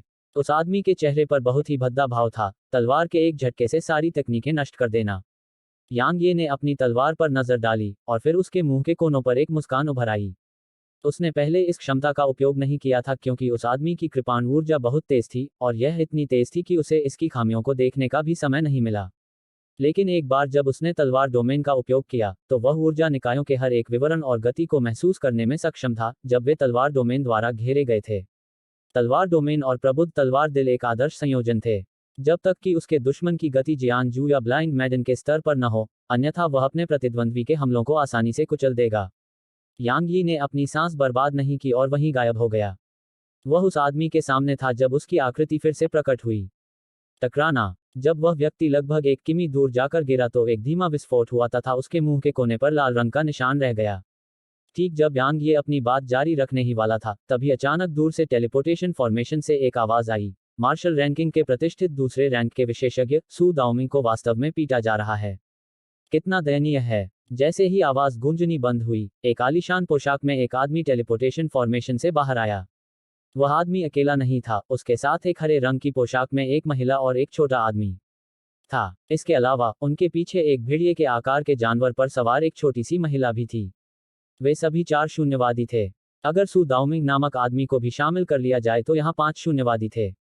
यांग स्वाभाविक रूप से साधारण शून्यवादियों से नहीं डरता था, लेकिन समस्या यह थी कि क्या वे सामान्य शून्यवादी थे। उनमें से हर एक उसे खतरनाक लगा, और वे सू दाओमिंग से भी ज्यादा खतरनाक थे। उन सभी की निगाहें यांग ये पर टिकी थीं। यांग ये ने एक पल के लिए गहराई से सोचा, और फिर अचानक उसने उनके पीछे के क्षेत्र की ओर देखा और आश्चर्य से बोला, जबकि उसकी आंखों में भय भर गया, वह क्या है? वे चारों अनजाने में ही पीछे मुड़े और पीछे देखने लगे। इस बीच यांग ये ने तेजी से अपनी तलवार निकाली और उसे घुमाया। अध्याय 1380 पहला हमला करने के बाद यांग ये पलटकर भाग गया। यांग ये अपनी स्थिति से बहुत अच्छी तरह वाकिफ था। उसके सामने 5 लोग थे और वह उन्हें हराने में पूरी तरह असमर्थ था। बेशक यह संभव होगा यदि वह हेवनरेंट के असली रूप का उपयोग करे या स्टेलर वार तकनीक के असली रूप को क्रियान्वित करे। इस तरह वह उनसे लड़ने में सक्षम हो सकता है। हालांकि हेवनरेंट के असली रूप ने बहुत बड़ी मात्रा में गहन ऊर्जा को समाप्त कर दिया। इसके अलावा इसने न केवल उसकी गहन ऊर्जा को समाप्त कर दिया, बल्कि उसकी शारीरिक शक्ति को भी समाप्त कर दिया। जहां तक वार तकनीक का सवाल है, यह एक ऐसा तुरुप का पत्ता था जिसे वह यहां उजागर नहीं करना चाहते थे। इसलिए उसने निर्णायक रूप से भागने का निर्णय लिया। क्या यह शर्मनाक था? यांग ये स्वाभाविक रूप से इसे शर्मनाक नहीं मानेगा। वह स्पष्ट रूप से अंतर कर सकता था कि उसे कब अपनी जान जोखिम में डालनी चाहिए और कब भाग जाना चाहिए। अगर वह अभी अपनी जान जोखिम में डालता तो वह अपंग हो जाता, और यह पूरी तरह से निरर्थक भी था। रेडिएंट आयाम में वापस जाने के बाद उसे मदद मिलेगी। ये लोग उसके या नेदर पवेलियन के साथ परेशानी मोल लेने के लिए यहाँ थे। इसलिए वह नेदर पवेलियन के साथ बंधा हुआ था। जब तक वह रेडिएंट आयाम में वापस नहीं आ जाता, नेदर पवेलियन की सेनाएं स्वाभाविक रूप से चुपचाप खड़ी नहीं रहेंगी। यांग ये ने लापरवाही बरतने की हिम्मत नहीं की। एक बार जब उसने हमला शुरू किया तो उसने तुरंत अपनी गति को अपनी सीमा तक बढ़ा दिया। आखिरकार वह नहीं चाहता था कि उसे रोका जाए और वे उसे घेर लें। हालांकि यांग ये अभी 3 किलोमीटर भी नहीं भाग पाया था कि वह रुक गया, क्योंकि उसके सामने एक जानवर आ गया था। जानवर का आकार भेड़िए जैसा था। यह बहुत बड़ा नहीं था। यह लगभग 5 मीटर लंबा और 3 मीटर ऊंचा था। हालांकि यह बहुत मजबूत और विस्फोटक शक्ति से भरा हुआ लग रहा था। इसके पंजे काफी लंबे और 100 सेमी से अधिक लंबे थे। इसके अलावा उनमें से हर एक पंजे ब्लेड की तरह नुकीले थे। उन्हें देखकर ही कोई महसूस कर सकता था कि वे कितने नुकीले थे। उसकी पीठ पर एक महिला बैठी थी। वह बूढ़ी नहीं लग रही थी और उसका शरीर इतना छोटा था कि उसके नीचे बैठे जानवर के अनुपात में बिल्कुल भी नहीं था। वह एक गहरे लाल रंग का कोड़ा पकड़े हुए थी। यांग ये के चेहरे पर एक गंभीर भाव था, क्योंकि उसके सामने की जोड़ी बहुत तेज थी। उसने पहले ही अपनी गति को अपनी सीमा तक बढ़ा दिया था, और अपनी पीठ पर पंखों के साथ वह इतना तेज था कि अर्ध देवता भी उसे जल्दी से नहीं पकड़ सकते थे। हालांकि महिला और उसके जानवर ने बस एक पल में उसका रास्ता रोक दिया था। दूसरे शब्दों में, उनकी गति उनकी अपनी गति से कहीं अधिक थी। ऐसी चालें। इस बीच यांग ये के पीछे से एक आवाज आई। यांग ये आवाज के स्रोत की ओर मुड़ा, और उसने देखा कि यह एक आलीशान लबादा पहने हुए आदमी था। वह आदमी बहुत बुरा नहीं लग रहा था। वह सुंदर था, असाधारण चाल ढाल रखता था, और उसके चेहरे से हल्की चमक निकल रही थी। हरे रंग की पोशाक पहने महिला उसके बाईं ओर थी। वह 20 साल से थोड़ी ज्यादा उम्र की लग रही थी और बेहद खूबसूरत थी। उसकी बांह पर गहरे नीले रंग की जेड की अंगूठी थी। उस आदमी के दाईं ओर दूसरा छोटा आदमी था। छोटा आदमी एक वयस्क की आधी ऊंचाई का ही था और काफी असभ्य लग रहा था। उसने अपने कंधे पर एक बहुत लंबा लोहे का हथौड़ा रखा हुआ था, और यह उसकी ऊंचाई से कम 3 गुना लंबा था। इसके अलावा सू दाओमिंग, जिसका सिर्फ एक हाथ बचा था, उस छोटे आदमी के पास खड़ा था। तुम वही आदमी हो, यांग ये, है न? आलीशान लबादे में आदमी ने उदासीनता से कहा, चूंकि तुम सू दाओमिंग को पूरी तरह से दबाने में सक्षम थे, इससे पता चलता है कि तुम्हारी ताकत वास्तव में बुरी नहीं है। मैंने कभी नहीं सोचा था कि तुम जैसे प्रतिभाशाली व्यक्ति रेडिएंट आयाम में दिखाई देंगे। यह वापसी यात्रा वास्तव में काफी दिलचस्प हो रही है। यांग ये ने धीमी आवाज में कहा, आप रेडिएंट आयाम से हैं? उस आदमी ने जवाब दिया, मैं रेडिएंट आयाम से हूं। हालांकि अब मैं इसका हिस्सा नहीं हूं। अगर तुम और नेदर पवेलियन की वो औरतें न होती, तो मैं शायद कभी रेडिएंट आयाम में वापस नहीं आता। यांग ये ने धीमी आवाज में कहा, कुछ ऐसा है जो मुझे समझ में नहीं आ रहा है। वह वास्तव में काफी हैरान था। वह समझ सकता था कि वे नेदर पवेलियन के लिए क्यों आए थे, क्योंकि नेदर मैडन ने उसे बताया था कि कोई उन्हें निशाना बना रहा था। हालांकि उनके लिए उसे भी निशाना बनाना काफी असामान्य था। आखिरकार वह नेदर पवेलियन से संबंधित नहीं था, और अब उसके पास एकमात्र दुश्मन गार्डियन का गठबंधन था। यह स्पष्ट रूप से असंभव था कि गार्डियंस का गठबंधन उन्हें यहां ला सके। अगर गार्डियंस का गठबंधन ऐसा करने में सक्षम होता, तो व्हाइट डी अकादमी और पाइन प्रीफेक्चर का बहुत पहले ही सफाया हो चुका होता। यद्यपि वे केवल शून्यक थे, फिर भी उनकी शक्तियां कुछ अर्ध देवताओं से भी अधिक थीं। सच्ची प्रतिभा का मूल्यांकन परंपरा से नहीं किया जा सकता। तुम समझे नहीं? आदमी ने हंसते हुए कहा, तुम्हारी मौजूदा ताकत के आधार पर मुझे लगता है कि तुमने बड़ी दुनिया के बारे में सुना होगा। कुछ समय पहले वहां किसी ने एक असाइनमेंट प्रकाशित किया था, नेदर पवेलियन से किसी के सिर के लिए बड़ी दुनिया में 2 परमिट। बड़ी दुनिया में प्रवेश करने की अनुमति। टीएस्क टीएस्क, क्या कोई इसे मना कर सकता है? परमिट। यांग ये ने भौहें सिकोड़ते हुए कहा, वह क्या है? क्या तुम सच में नहीं जानते? आदमी की आंखों में आश्चर्य की एक झलक दिखाई दी और फिर उसने कहा, हमारे ब्रह्मांड में केवल एक ही बड़ी दुनिया है और यह सभी के लिए साधना का स्वर्ग है।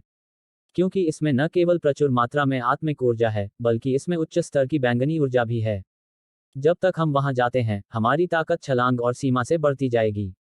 हालांकि किसी को भी बड़ी दुनिया में प्रवेश करने की अनुमति नहीं है, जब तक कि कोई कई दुनियाओं को नियंत्रित न कर ले। इस बिंदु पर वह व्यक्ति हंसा और बोला, अनेक दुनियाओं पर नियंत्रण करने के अलावा एक और शॉर्टकट है, और वह है परमिट प्राप्त करना। बड़ी दुनिया में कुछ बड़ी शक्तियां हर साल एक निश्चित मात्रा में कोटा प्राप्त करती हैं, और वे इसे निचले आयामों के लोगों को बड़ी दुनिया में प्रवेश करने के लिए देती हैं। हालांकि आम लोग उन परमिटों को प्राप्त करने में पूरी तरह से असमर्थ हैं। फिर भी अब उन्होंने एक असाइनमेंट प्रकाशित किया है जो नेदर पवेलियन के विशेषज्ञों के प्रमुखों के लिए परमिट प्रदान करता है। तो यही कारण है। यांग ये ने उस आदमी की तरफ देखा और कहा, क्या किसी ने ऐसा असाइनमेंट प्रकाशित किया है जो मेरे हत्यारे को बड़ी दुनिया में प्रवेश करने की अनुमति देता है? होशियार आदमी मुस्कुराया, इसके अलावा आपका सिर बहुत कीमती है। इसकी कीमत 5 परमिट के बराबर है। यह नेदर पवेलियन के विशेषज्ञों को मारने की कीमत से भी ज्यादा है। उसने यांग ये को देखा और कहा, यांग ये, मैं काफी उत्सुक हूं। इस बड़ी दुनिया में कोई है जो तुम्हें मरवाना चाहता है? क्या तुमने किसी को या वहां की किसी शक्ति को नाराज किया है? यांग यी को स्वाभाविक रूप से पता था कि कौन उसे मारना चाहता था। मो जियाओलिंग। यांग ये का चेहरा धीरे धीरे बर्फ की तरह ठंडा हो गया। मो शियाओलिंग के अलावा वहां उसका कोई और दुश्मन नहीं था। उसे उम्मीद नहीं थी कि मो शियाओलिंग जिया और स्ट्रोई को जबरदस्ती ले जाने के बाद उसे मारने के लिए लोगों को भेजेगा। स्ट्रोई, सीर। यांग ये की आंखों में घनी हत्या की मंशा झलक रही थी जब उसने उनके बारे में सोचा। भले ही ब्लाइंड मैडन ने कहा कि दिव्य फीनिक्स कबीले उन्हें नुकसान पहुंचाने की हिम्मत नहीं करेगा, क्या कोई इसकी गारंटी दे सकता है? जिस बात का उसे सबसे अधिक अफसोस था, वह यह कि उसने मो शियाओलिंग को किसी भी कीमत पर नहीं मारा। ठीक है, मैं अब और समय बर्बाद नहीं करना चाहता। इस बीच आदमी ने कहा, एक बार जब हम तुमसे निपट लेंगे, तो हमें नेदर पवेलियन से उन लोगों की तलाश करनी होगी। हमें वहां पहुंचना होगा इससे पहले कि दूसरी दुनिया के पागल लोग दौड़कर आएं। जैसे ही उसने बोलना समाप्त किया, उसने अपना दाहिना हाथ हिलाया और कहा, उसे मार डालो। स्विश। जैसे ही उसने आदेश दिया, जानवर पर सवार महिला ने तेजी से अपना कोड़ा यांगे पर लहराया, और यह बिजली के एक बोल्ट की तरह था जो तुरंत यांगे के पीछे आ गया। यांगी की आंखें थोड़ी सिकुड़ गईं। स्वर्ग का कब्र का पत्थर उसकी मुट्ठी में आ गया, और उसने तेजी से घूमकर उसे आगे की ओर घुमाया। टकराना। महिला का चाबुक तुरंत उड़ गया। हालांकि यांग ये ने दूसरा हमला करने का अवसर नहीं भुनाया, और वह बस दूर की ओर गोली चलाता रहा। हालांकि वह केवल 300 मीटर ही उड़ा था कि अचानक उसके सामने एक जेड रिंग दिखाई दी, और फिर प्रकाश की एक विशाल किरण उसकी ओर बढ़ी। जैसे ही उसने अपना दाहिना पैर नीचे पटका, उसकी आंखों में एक ठंडी चमक चमक उठी, और फिर वह प्रकाश की एक किरण में परिवर्तित हो गया जो प्रकाश की किरण पर वार कर रही थी। अनुभव करना। प्रकाश की किरण तुरंत 2 भागों में कट गई। इस बीच यांग ये की आकृति बिल्कुल भी धीमी नहीं हुई और आगे बढ़ती रही। हालांकि वह 300 मीटर भी नहीं गया था जब उसके सामने अंतरिक्ष के विस्तार से एक गहरा लाल हाथ उभरा, और फिर उसे मुट्ठी में बंद करके उस पर पटक दिया गया। यह बहुत अचानक प्रकट हुआ था, इसलिए यांग ये आश्चर्यचकित था और केवल इसके खिलाफ जाने के लिए ही जा सकता था। उसने तेजी से स्वर्ग की कब्र का पत्थर आगे बढ़ाया। टकराना। हाथ जोर से कांपने लगा और टूट गया।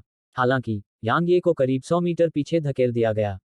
इस बीच उन पांचों ने उसे घेर लिया। हम्फ। आलीशान लबादे में आदमी ने धीरे से अपनी दाहिनी मुट्ठी बंद की और कहा, मैं दूसरी दुनियाओं के बारे में बात करने की हिम्मत नहीं करता, लेकिन आप निश्चित रूप से हमारे दीप्तिमान आयाम के भीतर तलवार दाव में सर्वश्रेष्ठ हैं।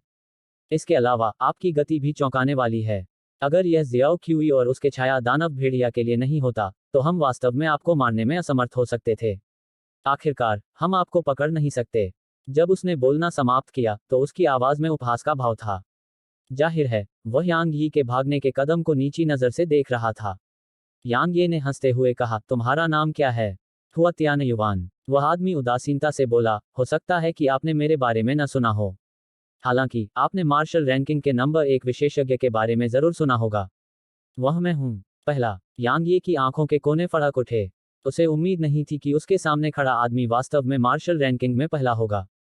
इस बीच हुआ त्यानयुवान ने कहा, बेशक रेडियंट डायमेंशन की मार्शल रैंकिंग में पहला स्थान भी अर्थहीन है। आपको ड्रैगन रैंकिंग के बारे में सुनना चाहिए था।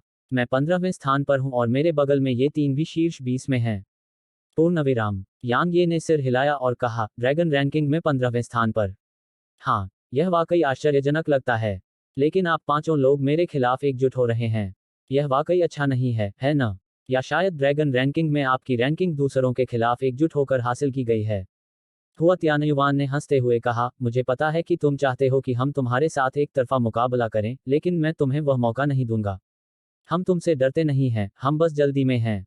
जैसे ही उसने बोलना समाप्त किया, वह एक कदम आगे बढ़ा और तुरंत यांगे के सामने आ गया, और फिर उसने यांगे की दिशा में अपनी उंगली से इशारा किया।